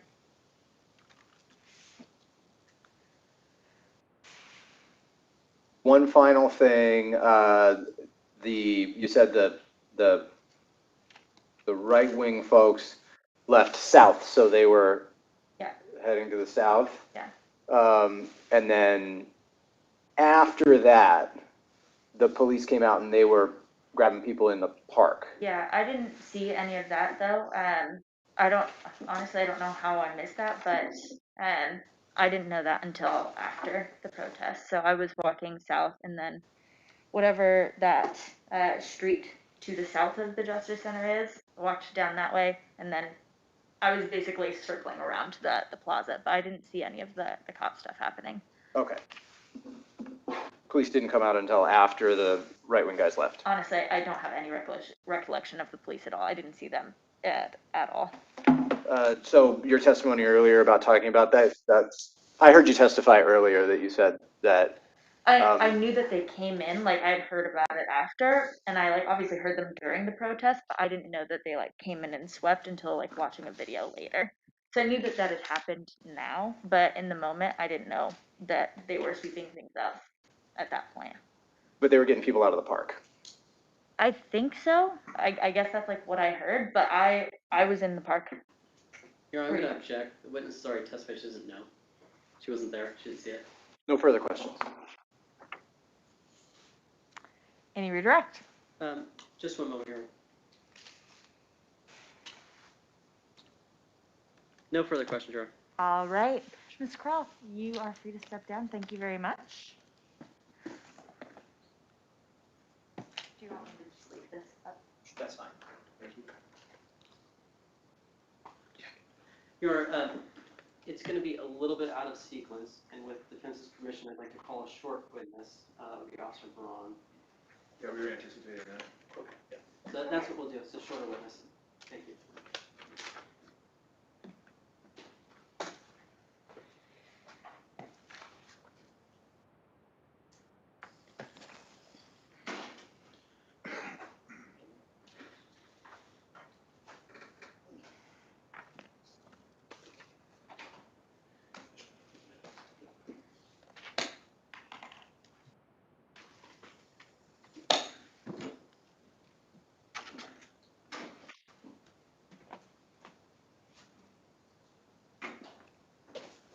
Raise your right hand, please. Under the penalty of perjury, do you solemnly swear or affirm the testimony you're about to give will be the truth, the whole truth, and nothing but the truth? I do. Have a seat there. And if you please state and spell your name for the record. My name is Peter Braun. That's Peterbraun. Good afternoon, sir. Can you please tell us what you do for a living? I'm a police officer with the Portland Police Bureau. And how long have you been a police officer? Been a police officer for 6.5 years. Did you come to be involved in an investigation relating to the events of August 22nd, 2020? I did. And what was the person or thing that you were brought in to take part in investigating? I was investigating an assault case involving Mr. Alan Swinney. Okay. And was there a particular person or witness that you spoke with? Ms. Stewart. Okay. And what's her, do you know her first name by chance? I'm afraid I don't without reviewing my report. How did you become aware of Ms. Stewart? There was a holding cold call for a cold assault report in my patrol district, which I took by phone on August 23rd of 2020. And what's the phrases you just used there, the cold call, can you describe what that means? Absolutely. So non-emergent calls, so not calls that are not active emergencies requiring a police response, get posted to our computer-aided dispatch system. So it'll show up in the area you're assigned to, saying could be a theft call, a stolen vehicle, etc. In this case, it was an assault call, and it was listed as cold, meaning that it had occurred some time ago. I contacted the caller by phone in that case. Okay, and so presumably some time had passed between the initial call and when you were able to return the call? That's correct. Okay. And you said this was the day after the event, so would that be August 23rd? That's correct. Okay. And you spoke to Ms. Stewart? I did. And without describing what she told you, yes. Did she describe the events from the previous day from her perspective? She did. Did she provide you with any visual recordings? Yes, she sent, after I spoke with her, she sent me several photos via phone depicting an alleged injury. Okay, and did you log those into I did. Portland Police's evidence? I forwarded them to another investigator in the Bureau for his review. Okay. I believe those are all the questions that I have for this witness. Thanks, Judge. All right. I have no questions at this time. Okay.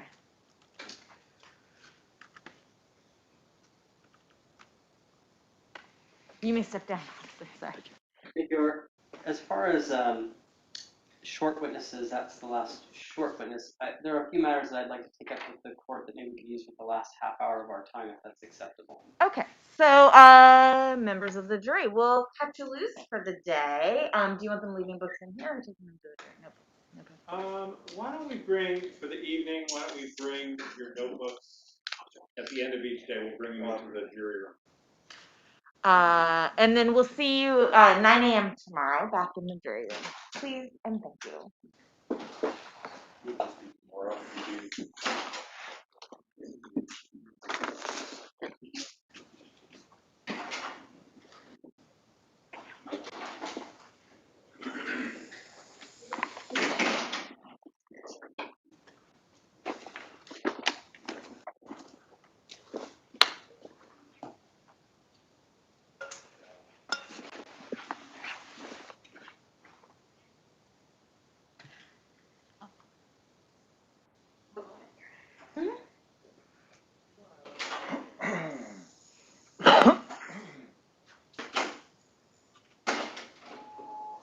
Officer Braun was the perfect late afternoon witness with that.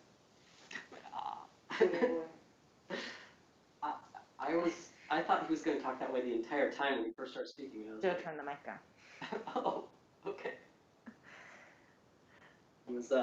He's very good at projecting his voice and was really in the microphone. How about that? Through 75 and then State's Exhibit 80.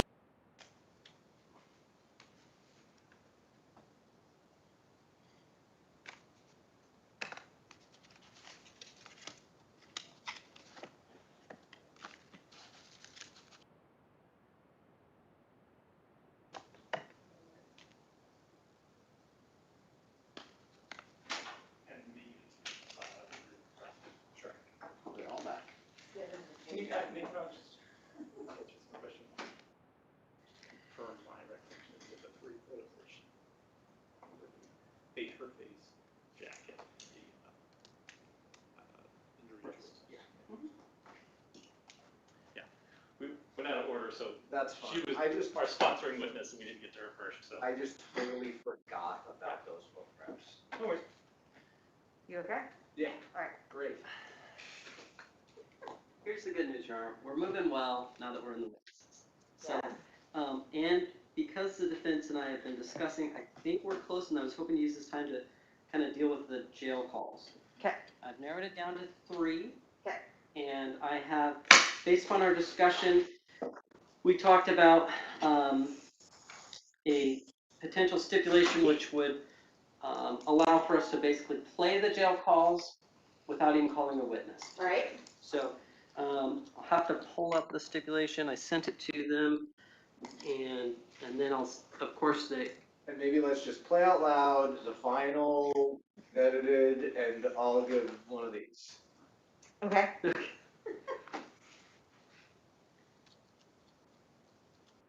So you're saying you'll have me read something to the jury before the evidence Yes, is and presented? I'll Okay.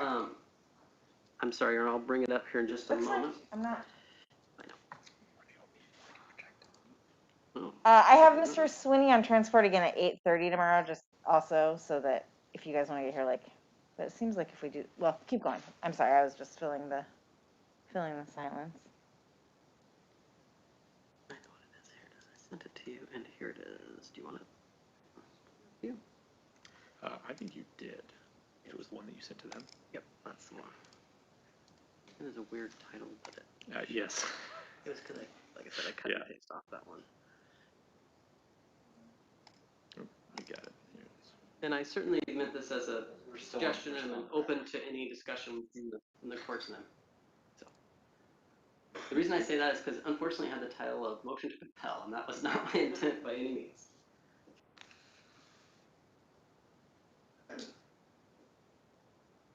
I mean, I like a little more casual language. You are now going to hear excerpts from some phone calls made by Alan Swinney. Those phone calls were made after August 22nd, 2020, I assume. Yeah. Yeah, sorry. I don't know why my brain cannot do that correct right now. I just cannot. So, members of the jury, the state's now going to present their state's exhibits 90, 91, and 101. Those are phone calls made by Mr. Swinney sometime after the incident date of August 22nd, 2020. That works for me. Normally, because it's a legal stipulation, I'm okay if it's off the record that they're stipulating to that.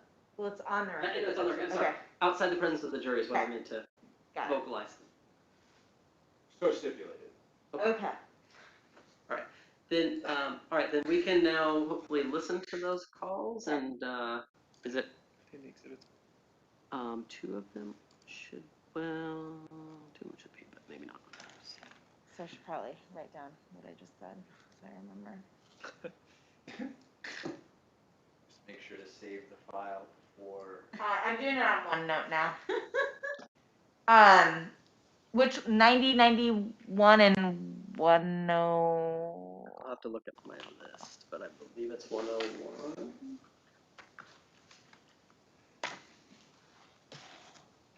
There it is. Oh shoot. So, I gotta send an email.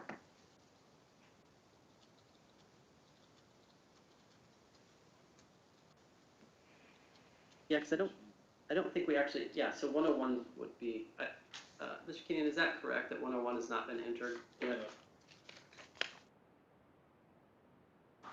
I have 101 as the jail letter.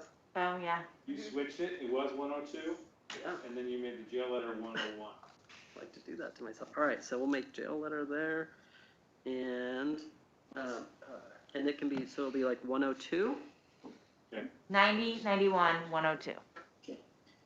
Yes, and I mean, really, we could change it to 90. I don't care what numbers they are. I'm just trying to make sure I say the right one. Yes, let's go, let's just make it a little more simplistic and go 90, 91, 92. That's right? Just You make sure have you. something on your list already as a 92. Ah, okay. 93. 94 available. Okay, yeah, let's go back to the original plan of 102 just to be safe. 90, 91, 102. Phone calls of Mr. Swinney made sometime after the August 22nd, 2020 incident date. Okay, so the one this afternoon would be the. Oh, an email? Mhm. This is where it says, here's exhibits 91 and 90. 90 and 91. I'm getting punchy, I'm sorry. Not much sleep lately. Okay, jail calls at 1 p.m. That sounds right. Probably.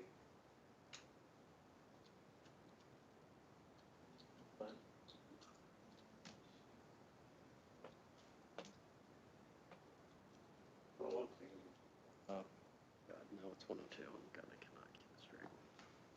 101 is the set. Yeah, that's not it. So it's this afternoon, there's a new one, so I can send that one to you. Okay. Can we start playing 90? Sorry, we're in trial.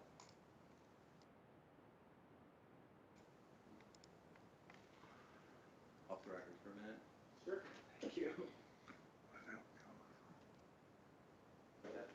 Off the record. Thank you. From the desk. Make sure to dictate it but not read at the end. We're just gonna have to.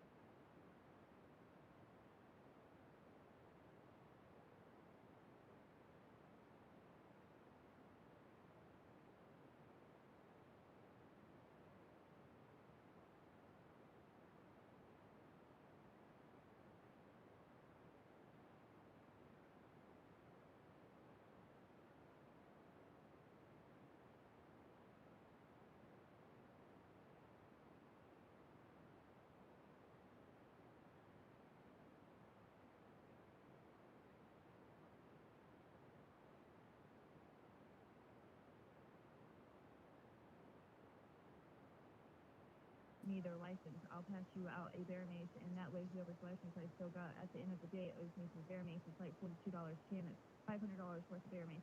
I'm just gonna make sure. Sometimes I listen. Hearsay? Sometimes I.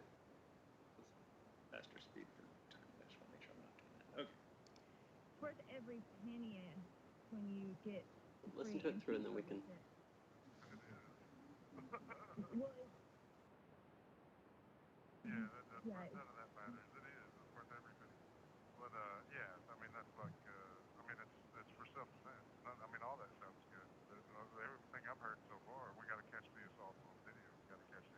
Mm-hmm. If something happens, if something happens, and if something kicks off and we have to defend ourselves and we've got the adults, I think an undercover guy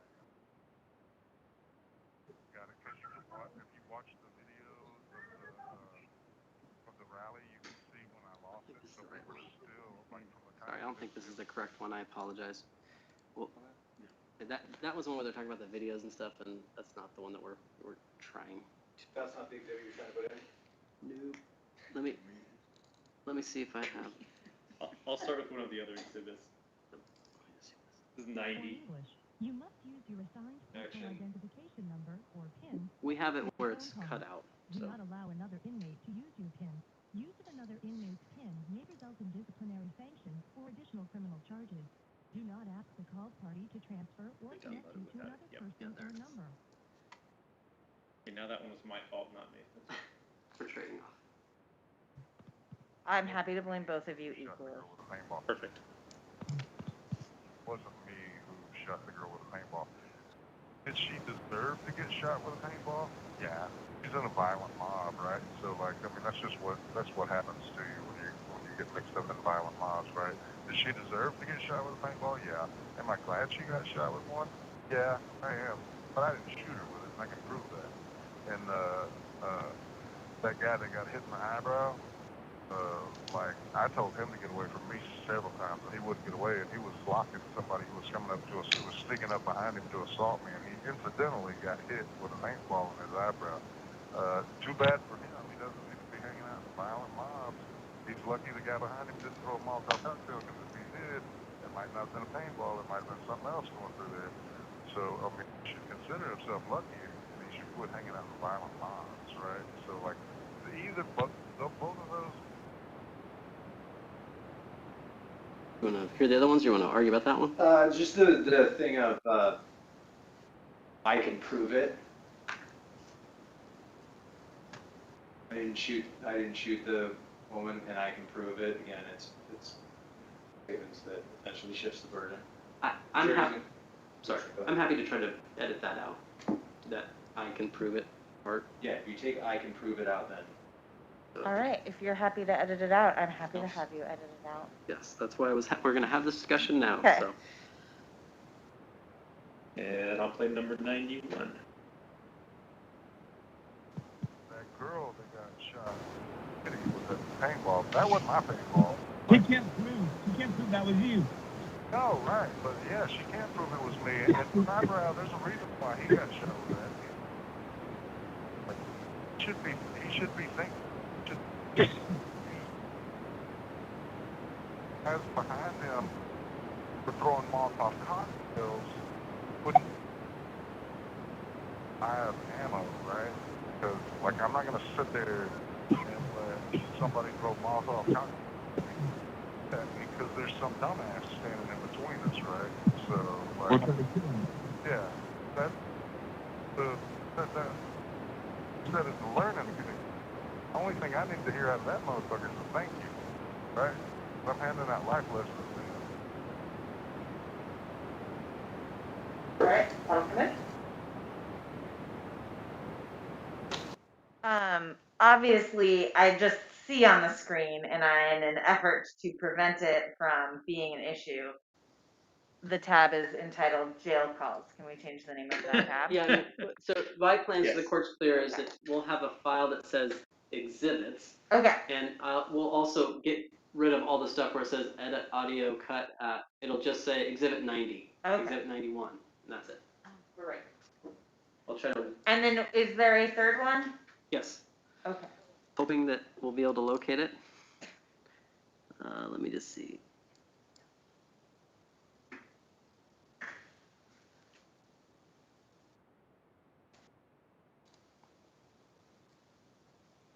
Auto one.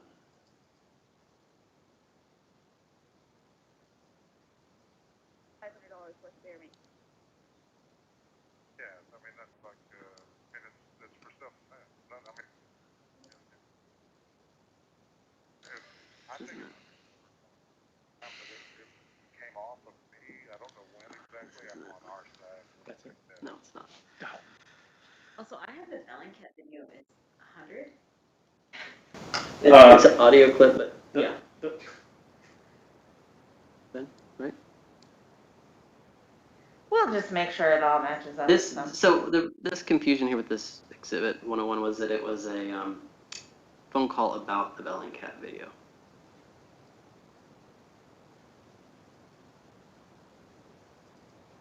Okay, maybe that's my problem, is I'm looking in the wrong folder. Maybe this is it. Yes. Okay. Let me just forward that to you, and that's it.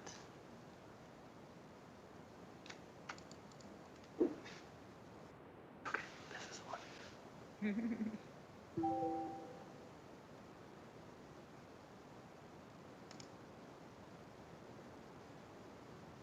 Proud every time we kick Antifa's ass too, because they're enemies of this country. They're enemies of the Constitution, and they're domestic terrorists. And I don't care what anybody thinks about that. I don't care what anybody thinks about that. I hate them. I hate them. And I'm going to do everything I can to bring them down every chance I get. So I don't care what anybody thinks about that. It doesn't matter to me. It doesn't matter to me. And of course the left's going to hate that. What's the theory of relevance? It says motivation. Speaks to his motivation, his intent. He hates them. Very, very general. Stevie Morrow was going to say no to that. We are objecting on those grounds. Let me hear it one more time, please. Got it. Proud every time we kick Antifa's ass too, because they're enemies of this country. They're enemies of the Constitution, and they're domestic terrorists. And I don't care what anybody thinks about that. I don't care what anybody thinks about that. I hate them. I hate them. And I'm going to do everything I can to bring them down every chance I get. So I don't care what anybody thinks about it. It doesn't matter to me. It doesn't matter to me. And of course the left's going to hate that. I think under Morrow and Stockton, that is admissible as to motive. Sorry, one thing that my brain's a little fuzzy right now too, the previous one where there's another voice on there that says they can't prove that you shot her. I think she says that, yeah, but we can play it again, but I think she's not saying that you can't prove it. He's saying the state can't. It's hearsay in any case. That's true. We can have instructions as disregard any other voice but Mr. Swinney's. Let's play it. Let me just listen to it real quick.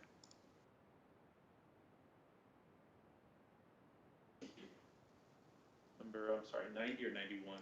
I think that was 91. 91. That girl that got shot in the titty with that paintball, that wasn't my paintball. She can't prove that was you. No, right, but yeah, she can't prove it was me. And Eyebrow, there's a reason why he got shot with that. There's a reason, and like he should be thankful. He should use that as a learning. So, if you just, I mean, I don't know that. What if you just took out? I mean, I don't know how hard it is. Just took out that beginning part until and just start it when he says she can't prove it. Let me first forward this argument to the court, Okay. and we can discuss that. So he adopts it when he says, no, right, like he's adopting it. So it's not hearsay because of his adoption of the statement. That would be the argument of the state. If necessary, I can certainly try to edit that out. That's persuasive, then there's also a confrontation issue.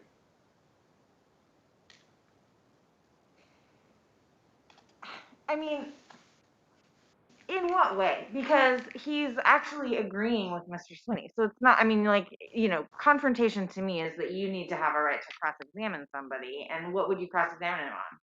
Did you really mean it when you said she couldn't prove it? If we want to do an instruction that it's true that they can't prove it, then I'm happy to forego confrontation right.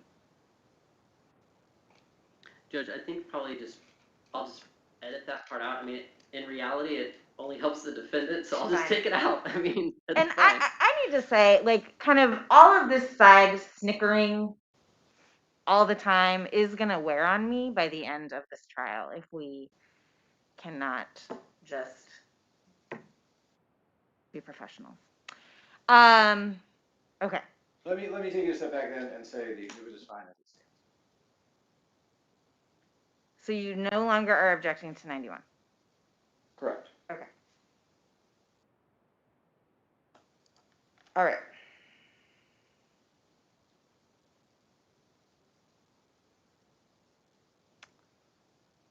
Is there anything else we can do in the next 10 minutes before we send Mr. Swinney on his way?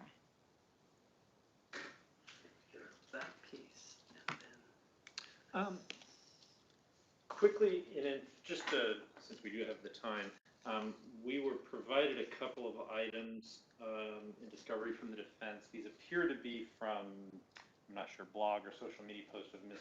Stewart, who's going to be our next witness. Okay.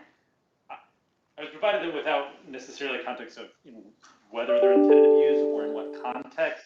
They don't seem relevant to me, and maybe it's just for impeachment if she says something inconsistent with that, but I would object to them coming in as substantive evidence. Your Honor, it was provided, and I actually indicated to Didier Vasquez when I provided copies of those that they were for impeachment purposes, and that I'm not sure I would even need to use them, but because out of an abundance of caution, I wanted to provide them ahead of time. Yeah, we're just reading that. Thank you. We appreciate that providing them. Sounds like that was all on the up and up then. And then so with regards to the videos that I guess I was worried about them being used in opening statements. So are there parts or portions of those videos that I watched last night that are defense exhibits that you all want in? Because for the most part, I don't see Mr. Swinney in them, which was why I was thinking about excluding them. Probably having now watched some of the other videos that the state introduced, I maybe have I'm a little more flexible, but I still don't think it's all going to come in part because the gentleman that's recording it, the filmer, does a lot of narration. Will be available as a witness.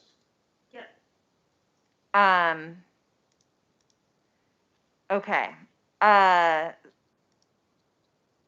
Certainly there was one part where you see Mr. Swinney and someone says something like, he just had a glass bottle thrown at him. And it's a little unclear to me if that's the glass bottle was thrown at Mr. Swinney, but you see something kind of at his feet. So that there was like a, we'll say generously 20-second clip in one of them that seemed arguably relevant. Okay.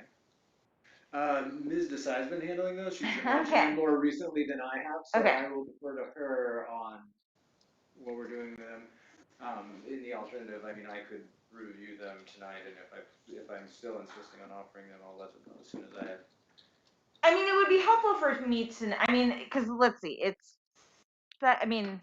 rounding down, 7, 16, 19, 21 minutes worth of stuff. And based in part on the videos that we watched today, it does seem that Mr. Swinney is primarily in the south end of 3rd during a lot of the August 22nd stuff. And this cameraman is almost exclusively at the north end. He does move, everyone's moving around, I get it. But the parts where Mr. Swinney is charged. I mean, the testimony from Ms. Connolly was that he was all over the place. She said he was wandering around, yes. But he's not in any of the videos from the first, like I said, I think there's, in the 9-minute and 29-second video from about 6:09 to 6:18, it's clearly Mr. Swinney. The camera person says a glass bottle just hit him. I'm not 1,000% sure that he's talking about Mr. Swinney, but in an abundance of fairness to Mr. Swinney, I would certainly let that part come in. I actually can't even watch those videos right now. I'm pulling them up right now. And just give me a minute. 9 minutes. You said 9 and 29 seconds. So the video length is 9 minutes and 29 seconds. It's the video ending in 13129 was the file number. So at about so the police are on the loudspeaker at 5 minutes and 30 seconds as the camera pans south again. You see smoke bomb and or firework smoke in the air at mid block. At 6:12, the person who I believe to be Mr. Swinney, now I'm sure, I just hadn't really seen it before.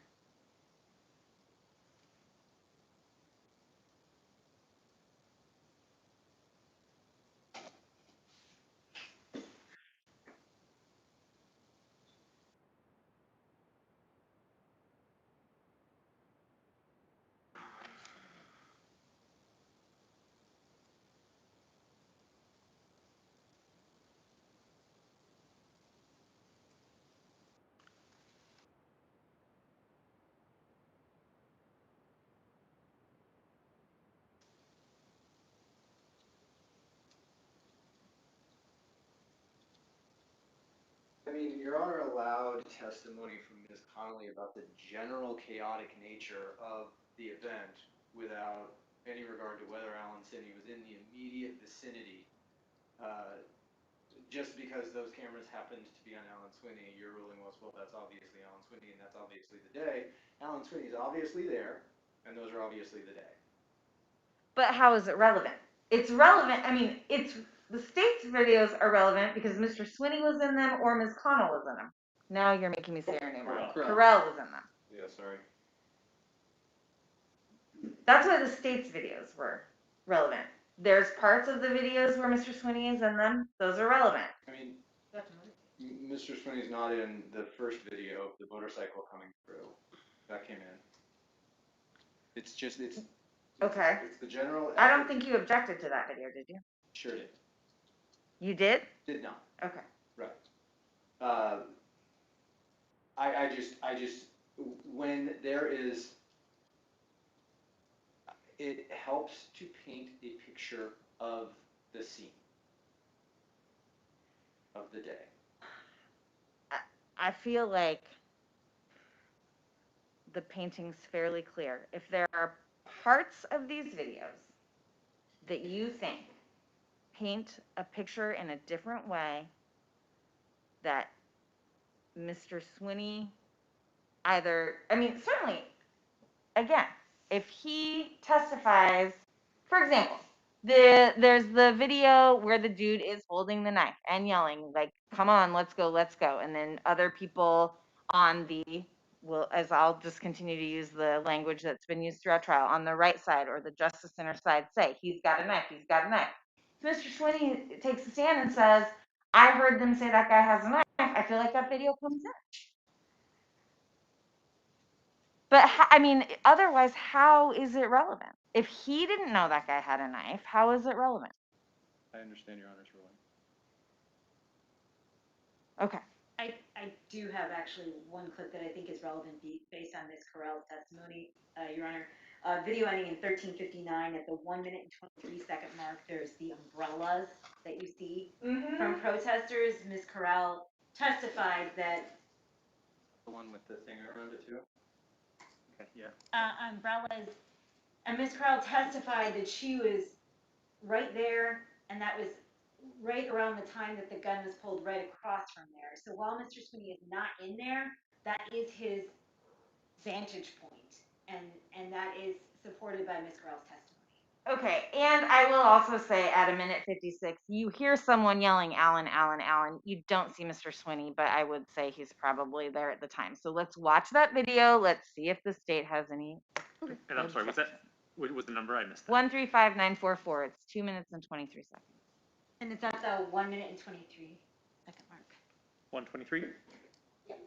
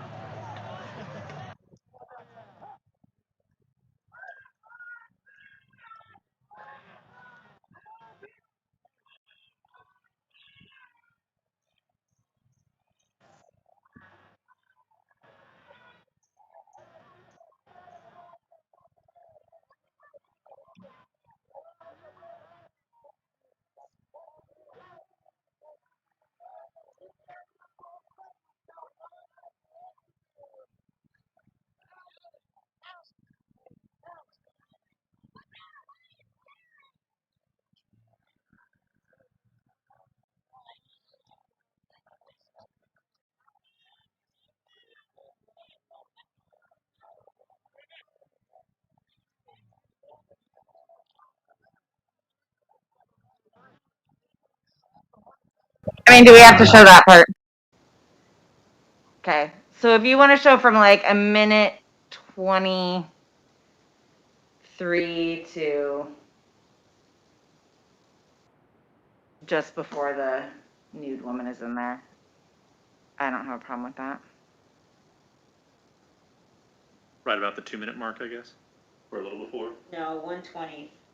Sorry, 120 to end to- it is my question. 120 through about this point, the 2-minute mark. Actually, Your Honor, we're asking 115. You have a clear shot of the video, the umbrellas, and that's the view that. Okay, that's, yeah. So, I mean, whatever, like, yeah, fine. Start it at 1:10 to 2 minutes, show 50 seconds. I mean. Okay, that's fine. All right, and it's 4:31. So we'll go off the record. We'll let Mr. Swinney get on his way this afternoon. Are there more things you all think we should discuss before the jury tomorrow at 9? I mean, what we still have to do is jury instructions. Yeah, I know. I don't think, how many you got? I mean, some of them are hard in a vacuum until we know exactly what your case is going to be. We've got not much left for that. Yeah, I'd say Ms. Stewart is the largest block of time. Yeah. And then Oh, I have with Ashheim. Ashheim and Joe House. And Ashheim will bring in, as I told you, he's going to bring in demonstrative exhibit. So. For objecting to that. Well, do you want to talk about it now, or do we? Well, it's 4:30, so we'll see you at 8:30 tomorrow. Okay, thanks. Okay, bye. Appreciate it, Judge. Thank you.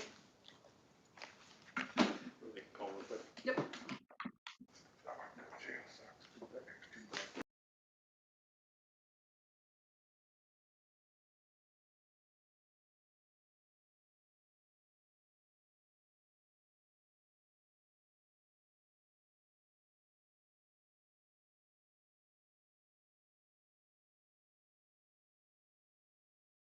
Okay, and that's where we're going to go ahead and leave off for tonight. I'll be trying to be ready for 8:30, although something tells me they're not going to start up WebEx at 8:30 for this debate that they're having over jury questions. So if we're not live at 8:30,